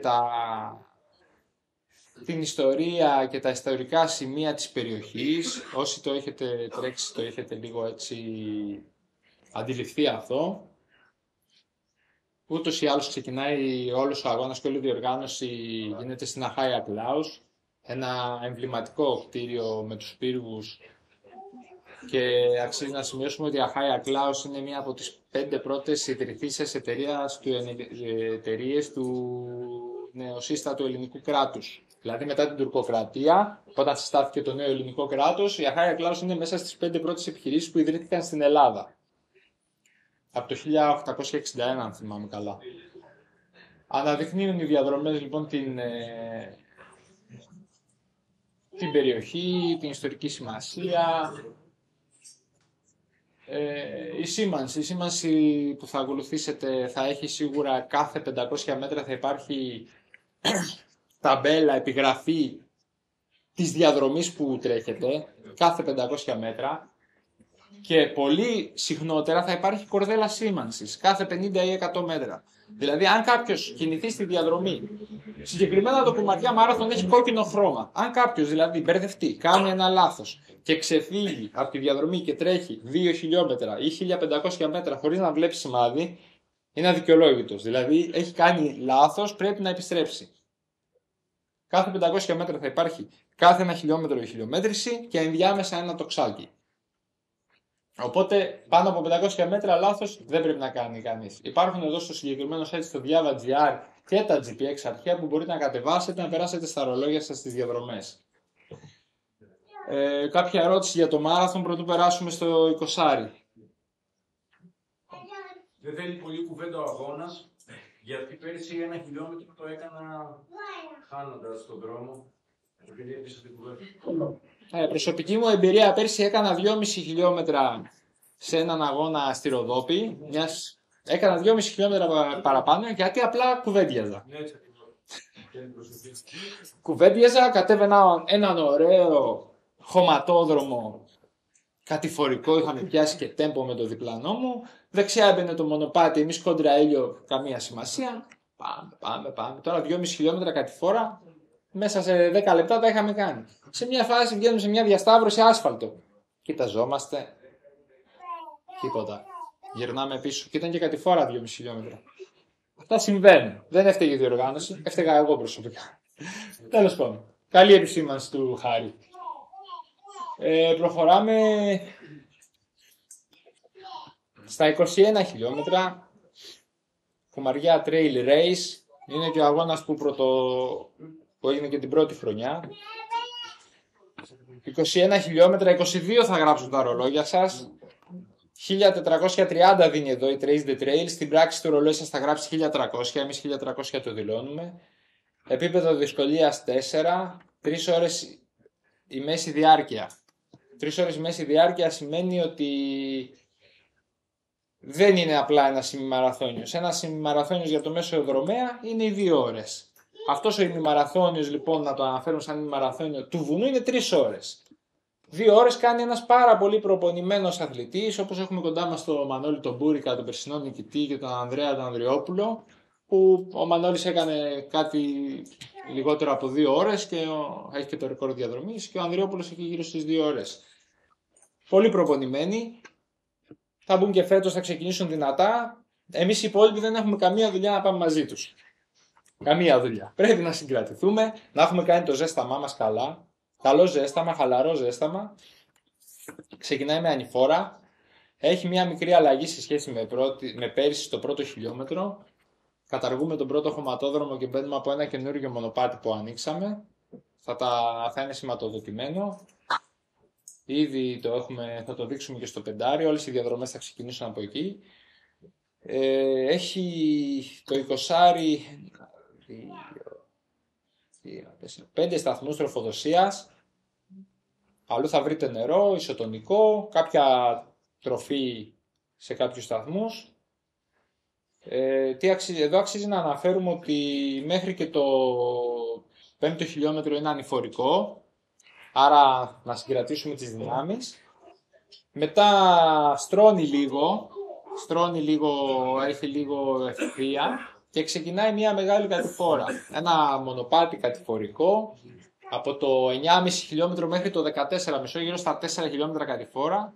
Εκεί είμαστε περίπου στα μισά του αγώνα, παρόλο που είναι στο 10 με 14.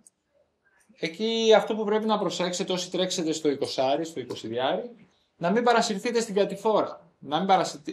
κατηφόρα. Γιατί στο τέλος της κατηφόρας θα βρεθείτε αντιμέτωποι με την αντιπυρική. Έρχεται η αντιπυρική, ένα vertical, μια επίπονη ανηφόρα που έχει μήκος 1 χιλιόμετρο αλλά 35 ή 38% κλίση, που σημαίνει αυτό ότι σε 1 χιλιόμετρο θα κληθείτε να ανέβετε 350 ή 380 θετικής υψομετρικής, αν θυμάμαι καλά. Όταν ανέβετε λοιπόν την αντιπυρική, εκεί η υπομονή, θα περάσει αυτό, 20-15 για κάποιους, 20-25 λεπτά, θα κάνετε υπομονή, εκεί είναι το ωραίο του αγώνα, θα γυρίσετε πίσω να δείτε την όμορφη θέα, να βγάλετε μια φωτογραφία. Ανεβαίνουμε, μετά δεν έχει τελειώσει ο αγώνας. Εκεί θα πρότεινα, ειδικά όταν ανέβετε την αντιπυρική, να χρησιμοποιήσετε το σταθμό που θα βρείτε μπροστά σας για να πάρετε κάποια ενέργεια. Είτε έχετε πάνω σας είτε όχι. Και ξεκινούν οι κατηφόρες, τα κοψίματα που λέμε του ομπλού, τα ξέρετε πολύ όσοι προπονείστε εκεί. Προσοχή στις κατηφόρες.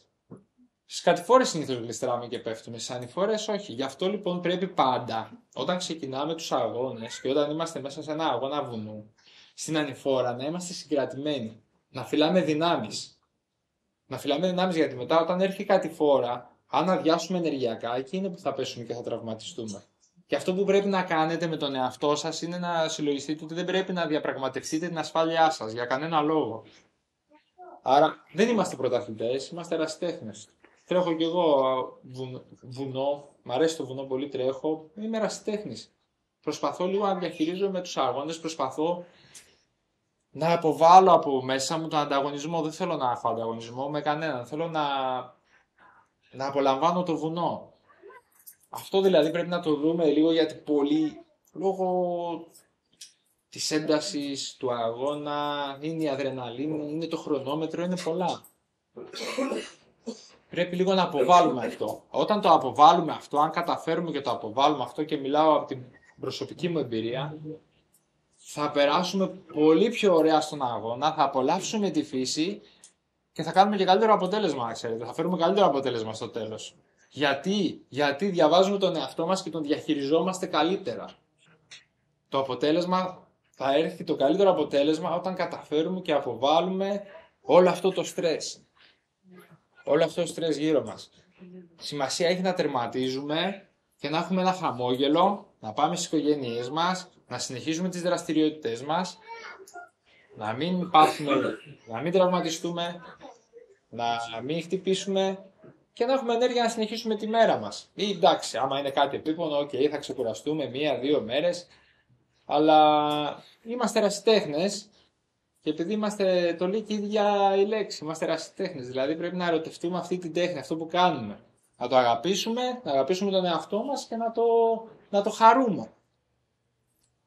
Παρατηρώ τις φωτογραφίες ευτυχώς πέρυσι και υπήρχαν πολλά χαμόγελα. Αυτό είναι το θεμητό, να έχουμε πολλά χαμόγελα. Να μην έχουμε κανένα που να στενοχωρηθεί. Αφού λοιπόν εδώ τελειώσει και η διαδρομή κατεβαίνοντας τα κοψίματα του Μπλου, υπάρχει και ένα κερασάκι στην τούρτα στο τέλος, μία μικρή ανηφορίτσα τη βλέπετε εδώ, όπου πέφτουμε περίπου είναι στο 19,5, ενώ έχουμε πέσει στα 190 μέτρα, 180 μάλλον, θα χρειαστεί να ξαναανέβουμε μέχρι τα 295. Άρα έχουμε άλλα 100 μέχρι τα 300, άλλα 120 θετική, λίγο πριν τερματίσουμε. Εκεί λίγη υπομονή, δεν είναι πολλά, ούτε η απόσταση μεγάλη, ούτε τα υψομετρικά. Ανεβήκαμε, τελειώσαμε, μετά πάμε για τερματισμό. Τερματισμό, ξεκούραση, high five κτλ. Κάποιες απορίες εδώ για το 20. Χρήστο. Πέρυσι, περισσότεροι δρομείς χάθηκαν, όπως ανεβαίνουμε από τη Μονίο Μπλου και πέφτουμε στις πέτρες φωτός, βγαίνουμε δηλαδή και στο λιβάδι. Θα υπάρχουν ταμπέλες. Εκεί είχε χαθεί δηλαδή πολλοί κόσμος. Θα υπάρχουν λοιπόν ταμπέλες. Είχε χαθεί πολλοί κόσμος, αυτό το κρατάω. Φέτος η σήμανση θα είναι διαφορετική. Θα είναι καινούρια εξ αρχής η σήμανση. Θα υπάρχουν ταμπέλες 7 σημεία, όπως υπήρχαν και την πρώτη χρονιά, που θα διευκρινίζουν που πρέπει να πούμε ο καθένας. Όταν κινούμαστε στο βουνό γενικά, κάποιος χάθηκε, κάποιος χτύπησε, κάποιος δεν νιώθει καλά. Σταματάμε τον αγώνα μας. Δεν θα χάσουμε το πρωτάθλημα, νομίζω. Οπότε, τι κάνουμε? Δείχνουμε την αλληλεγγύη μας στον άλλον. Τον ειδοποιούμε, βλέπουμε αν είναι καλά, αν έχουμε κάτι να του προσφέρουμε που μπορεί να τον βοηθήσει, ένα τζελάκι που μας περισσεύει ή που πραγματικά το έχει ανάγκη αυτός, να του το προσφέρουμε, ή ένα salt stick ή έναν ηλεκτρολίτη. Γενικά καλό είναι στο βουνό και σε όλους τους αγώνες να έχουμε κάτι παραπάνω από αυτό που οριακά θεωρούμε ότι θα μας φτάσει. Γιατί μπορεί να προκύψει κάτι, είτε σε εμάς, τρέχουμε, μας έπεσε ένα τζελάκι, το χάσαμε. Το πάτησε ο μπροστινός, ο πίσω, δεν το πήραμε. Ξεμείναμε. Δεν πρέπει να τα έχουμε όλα οριακά, πρέπει να έχουμε κάτι παραπάνω. Βρήκαμε έναν συναθλητή μας. Έχει κρεμάσει, ήταν λίγο αφελής, δεν είχε τζελάκια δεν ήταν τόσο έμπειρος μάλλον. Του δίνουμε ένα τζελάκι. Να πάρει και αυτό στα ίσα του. Ή ένα salt stick, γιατί τον έπιασε μια κράμπα. Να έχουμε παραπάνω, 2 salt stick. Να του προσφέρουμε. Γενικά δείχνουμε την αλληλεγγύη μας στο βουνό, εγώ προτείνω. Γιατί μέσα από αυτό δημιουργούμε και χτίζουμε και σχέσεις. Ήδη οι περισσότεροι εδώ πέρα που βλέπω και είναι γνωστοί και φίλοι και έχουμε περάσει ωραία σε προπονήσεις, έχουμε γνωριστεί στο βουνό κυρίως. Αυτό ελπίζω να σε κάλυψα με τη σηματοδότηση. Το είπα και στην αρχή. Θα είναι ξεκάθαρη η πορεία του αγώνα. Κάποια άλλη ερώτηση, Μανώλη? Η επιστροφή του 20 γυρνάει από το ίδιο σημείο με πέρσι, από τι που φεύγουμε φέτος? Η επιστροφή το 20 γυρνάει από το χωματόδρομο και το 10. Θα ανέβουμε τα μονοπάτια, θα ανέβουμε το νέο μονοπάτι, αλλά στην επιστροφή θα γυρίσουμε από το χωματόδρομο. Και για να μην μπουκώσει το μονοπάτι και επειδή γλιστράει αρκετά και είναι αρκετά απότομο, δεν θέλουμε να ρισκάρουμε με την ασφάλεια. Θα γυρίσουμε από το χωματόδρομο. Και το 20 και το 10. Μια μικρή παρένθεση. Αν οι καιρικές συνθήκες είναι δύσκολες, μπορεί να γίνει μια αλλαγή και να πάνε όπως πέρυσι οι διαδρομές από το χωματόδρομο στην αρχή. Και όχι, αυτό θα ενημερωθείτε εκεί και θα υπάρξει και η σήμανση και οι εθελοντές που θα σας καθοδηγήσουν. Αυτό το μονοπάτι πόσα χιλιόμετρα είναι? Μάλλον πόσα μέτρα είναι? Αυτό το μονοπάτι από την εκκίνηση μέχρι και το δρόμο μετά από τον αρχαιολογικό οικισμό, το Μικηναϊκό οικισμό, μέχρι που βγαίνει στο δρόμο, είναι 2 χιλιόμετρα. Και έχει 11% κλίση στο σύνολο αυτά τα 2 χιλιόμετρα. Δηλαδή ξεκινάει δυνατά ο αγώνας. Αυτό θέλω να ρωτήσω, γιατί ξεκινάει. Ο αγώνας ξεκινάει δυνατά, πρέπει να κάνετε καλό ζέσταμα, γιατί σκεφτείτε ότι θα μπείτε κατευθείαν, έχει στην αρχή 700 μέτρα ήπιας ανηφόρας. Εκεί λοιπόν θα ξεκαθαρίσει και το τοπίο και είναι και πλατής ο δρόμος που θα ξεκαθαρίσει και το τοπίο και η θέση του καθενός που θα κινηθεί στον αγώνα από την αρχή. Εννοώ η σειρά. Δεν μπορεί να πάω εγώ και να ξεκινήσω μπροστά από τον Μπούρικα και αν τον ενοχλώ μετά στο Ανέβα, να του πλύνω το δρόμο στο μονοπάτι παράδειγμα. Μανώλη, συγγνώμη που σε αναφέρω, αλλά σε βλέπω εδώ. Οπότε... Θέλω να σε ρωτήσω, τα μονοπάτια θέλουν αρκετό χρόνο που τα φτιάχνετε? Ναι, θα μιλήσουμε γι' αυτό μετά. Θέλουν. Ήδη αυτό το μονοπάτι 1 χιλιόμετρου ασχολούμαστε 1 μήνα. Σκάβουμε 1 μήνα για να βγάλουμε ένα μονοπάτι 1 χιλιόμετρου. Όπως και πέρυσι σκάβαμε πολύ καιρό για να βγάλουμε το μονοπάτια του Σαρανταριού. Μπράβο σας, πάντως. Τι άλλο ήθελα να πω. Ναι, θα το διευκρινίσουμε εκεί, αλλά θα ανέβουν τα μονοπάτια από το καινούργιο μονοπάτι αγώνες και θα γυρίσουν από το χωματόδρομο. Κάποια άλλη ερώτηση? Κάτι ακόμα που θέλω να πω. Κινούμαστε σε ένα... Θα είμαστε αρκετός κόσμος φέτος, έτσι δείχνουν τα πράγματα και οι εγγραφές. Πολύ περισσότεροι σε σχέση με πέρσι. Άρα τι σημαίνει αυτό ότι πρέπει να κάνουμε? Πρέπει να σεβόμαστε τους γρηγορότερους αθλητές. Ειδικά και στην ανηφόρα και στην κατηφόρα. Όταν κάποιος έρχεται πίσω μας και θέλει να περάσει, θα του κάνουμε λίγο χώρο, θα σταματήσουμε σε ένα μονοπάτι να περάσει. Αυτό το συνηθίζουμε όλοι στα βουνά, το ξέρετε. Δεν είναι άσφαλτος που έχει μεγάλο πλάτος και μπορούμε όλοι να κινηθούμε άνετα. Οπότε θα πρέπει να σεβαστούμε και τους αθλητές που είναι καλά προπονημένοι και κυνηγούν μια επίδοση και ένα χρόνο. Αυτά λίγο πολύ για το CDR, το Trail Race. Κάποια άλλη απορία? Όχι. Να προχωρήσουμε λοιπόν και στα 12 χιλιόμετρα, το Bloss Hills, επίπεδο δυσκολίας 2, μας δίνει εδώ η Trace the Trail, υψόμετρο 683, μέση διάρκεια 2 ώρες. Έλα μωρέ, ένα δεκαράκι είναι, 1 ώρα θα κάνω.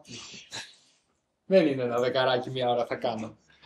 Είναι ένα δεκαράκι, ένα 12 βουνού, με 700 θα γράψουν τα ρολόγια, ο μέσος όρος των ρολογιών που γράφουν είναι τα 700 και τα 12,5 χιλιόμετρα.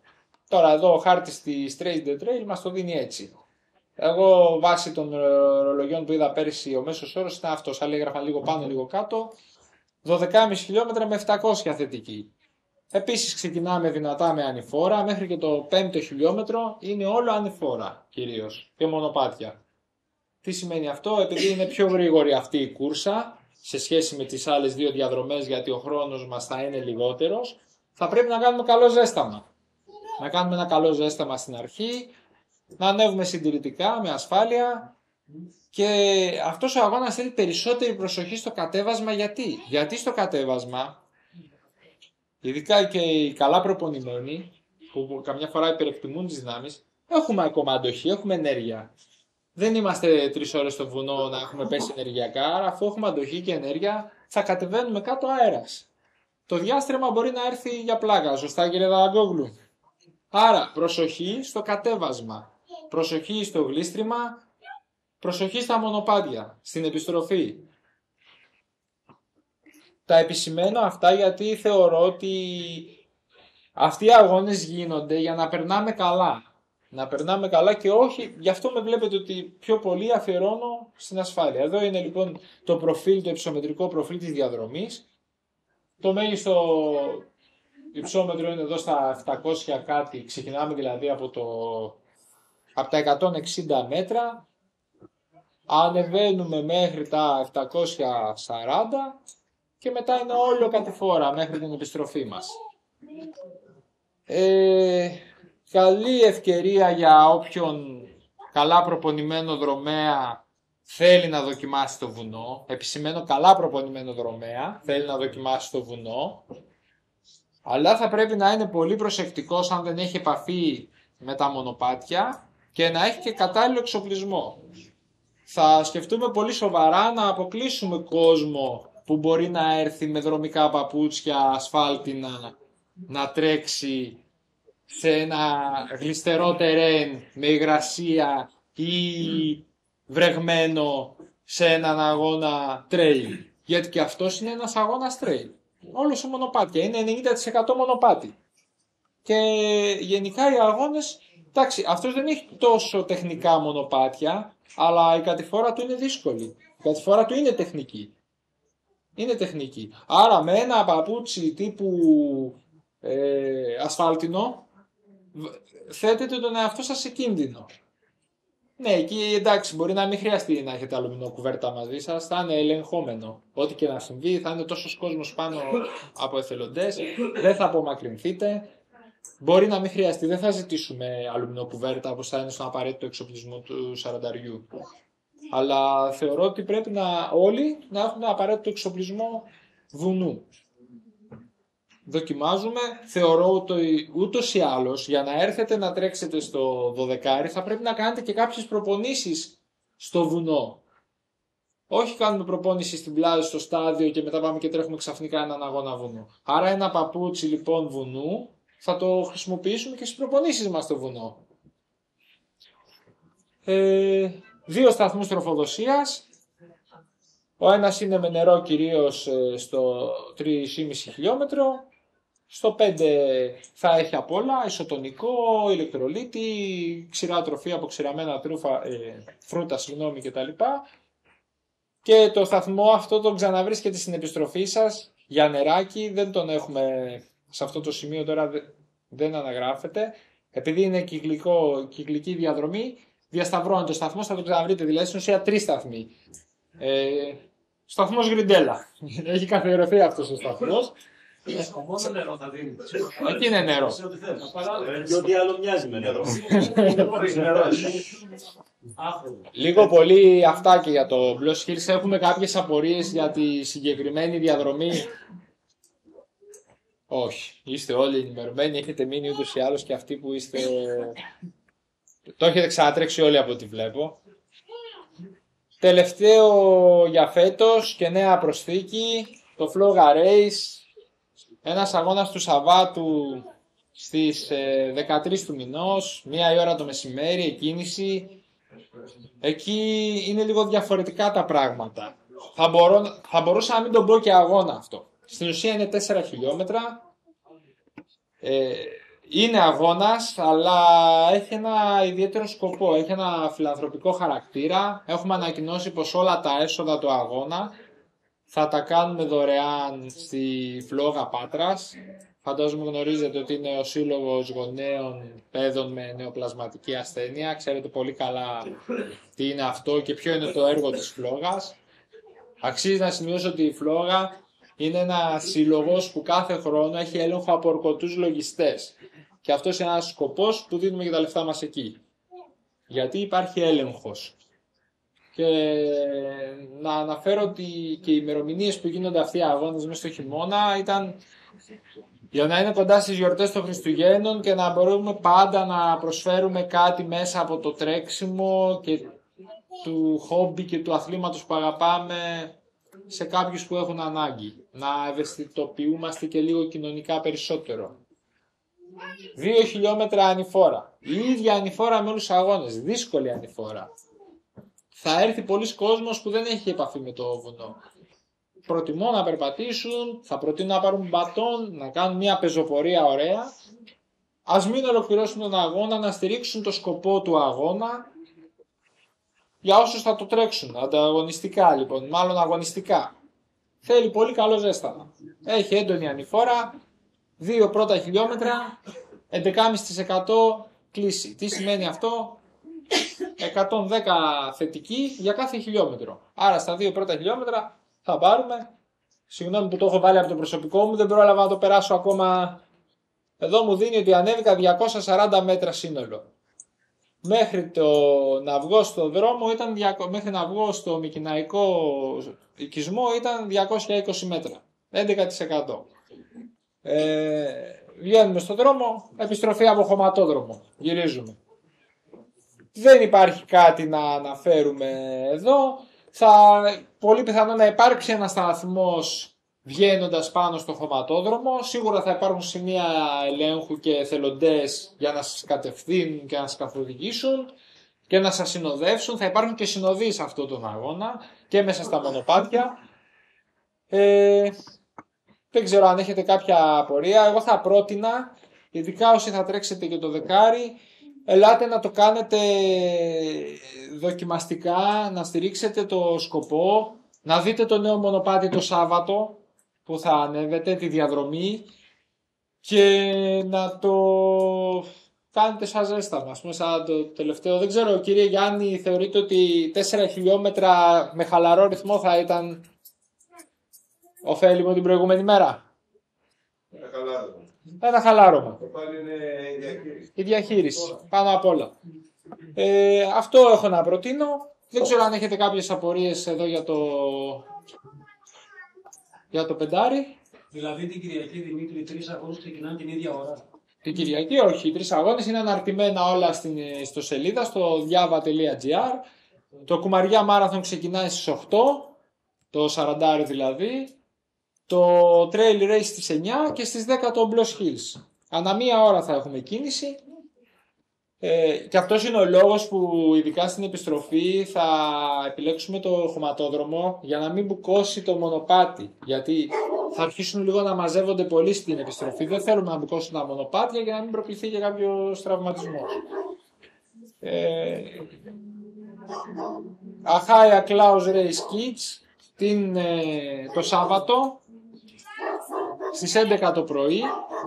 Ένας αγώνας μέσα στο περιβάλλον χώρο της Αχάια Klaus, 1 χιλιόμετρο για τους μικρούς μας φίλους, δωρεάν συμμετοχή.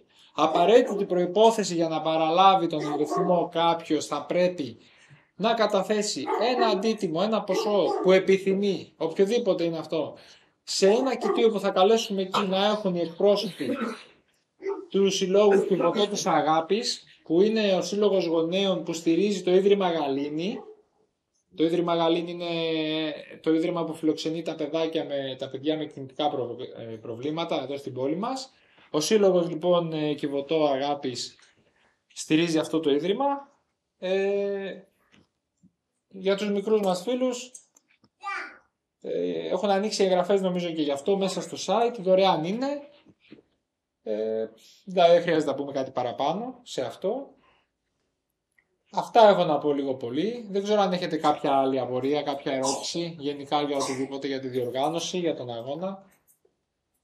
Δημήτρη, να πω κάτι. Ναι. Πρώτα απ' όλα να πούμε συγχαρητήρια στο Μανώλη που έσπασε τα χρονόμετρα στον αγώνα. Έχει υποσχεθεί για καλύτερα αποτελέσματα. Να σε ρωτήσω κάτι. Από τον πρώτο σταθμό στο 3,5 περνάει και το 40. Όχι. Μανώλη, ποιο να τρέξει? Το πρωί. Το 40 δεν έχει καμία σχέση με τις διαδρομές των άλλων 2 αγώνων. Στο 21ο χιλιόμετρο του 40 θα πέσει πάνω στο 9,5 για το 22.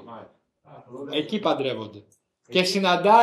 Και συναντάει στο τέλος το 12 το συναντάει στο 6. Στο 6 του 12 είναι το 35 του 40 και συναντιόνται. Δηλαδή στο Σταυρό. Μπράβο. Στο 3,5 που είναι ο πρώτος σταθμός. Μετά πάω 100 μέτρα πιο πέρα. Να τα πούμε αυτά κατηδία. Στο γρήγορα να μου φύγει από το μυαλό. Μετά, Θα τα πούμε μετά αυτά, Ανδρέα. Μετά τον τερματισμό που είναι τα ίδια χιλιόμετρα για το 10. Ναι, τα ίδια χιλιόμετρα. Πόσο μένει δηλαδή ακόμη? Άλλα 3,5. Άλλα 3,5. Και κλείνουμε λοιπόν. Αυτό που είπε ο Χρήστος, εκεί που γίνονται τα μπερδέματα. Θα τα διευθετήσουμε όλα αυτά. Κλείνουμε λοιπόν με ένα βιντεάκι ακόμα από τη διοργάνωση.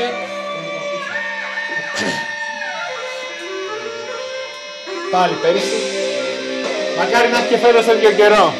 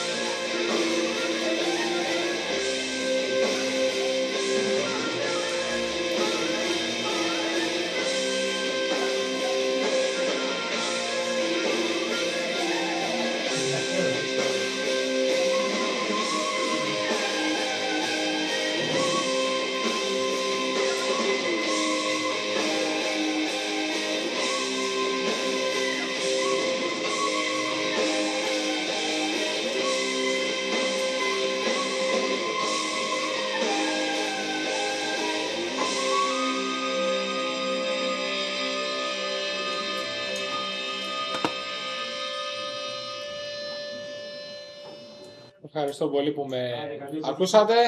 Καλή προετοιμασία σε όλους, εύχομαι.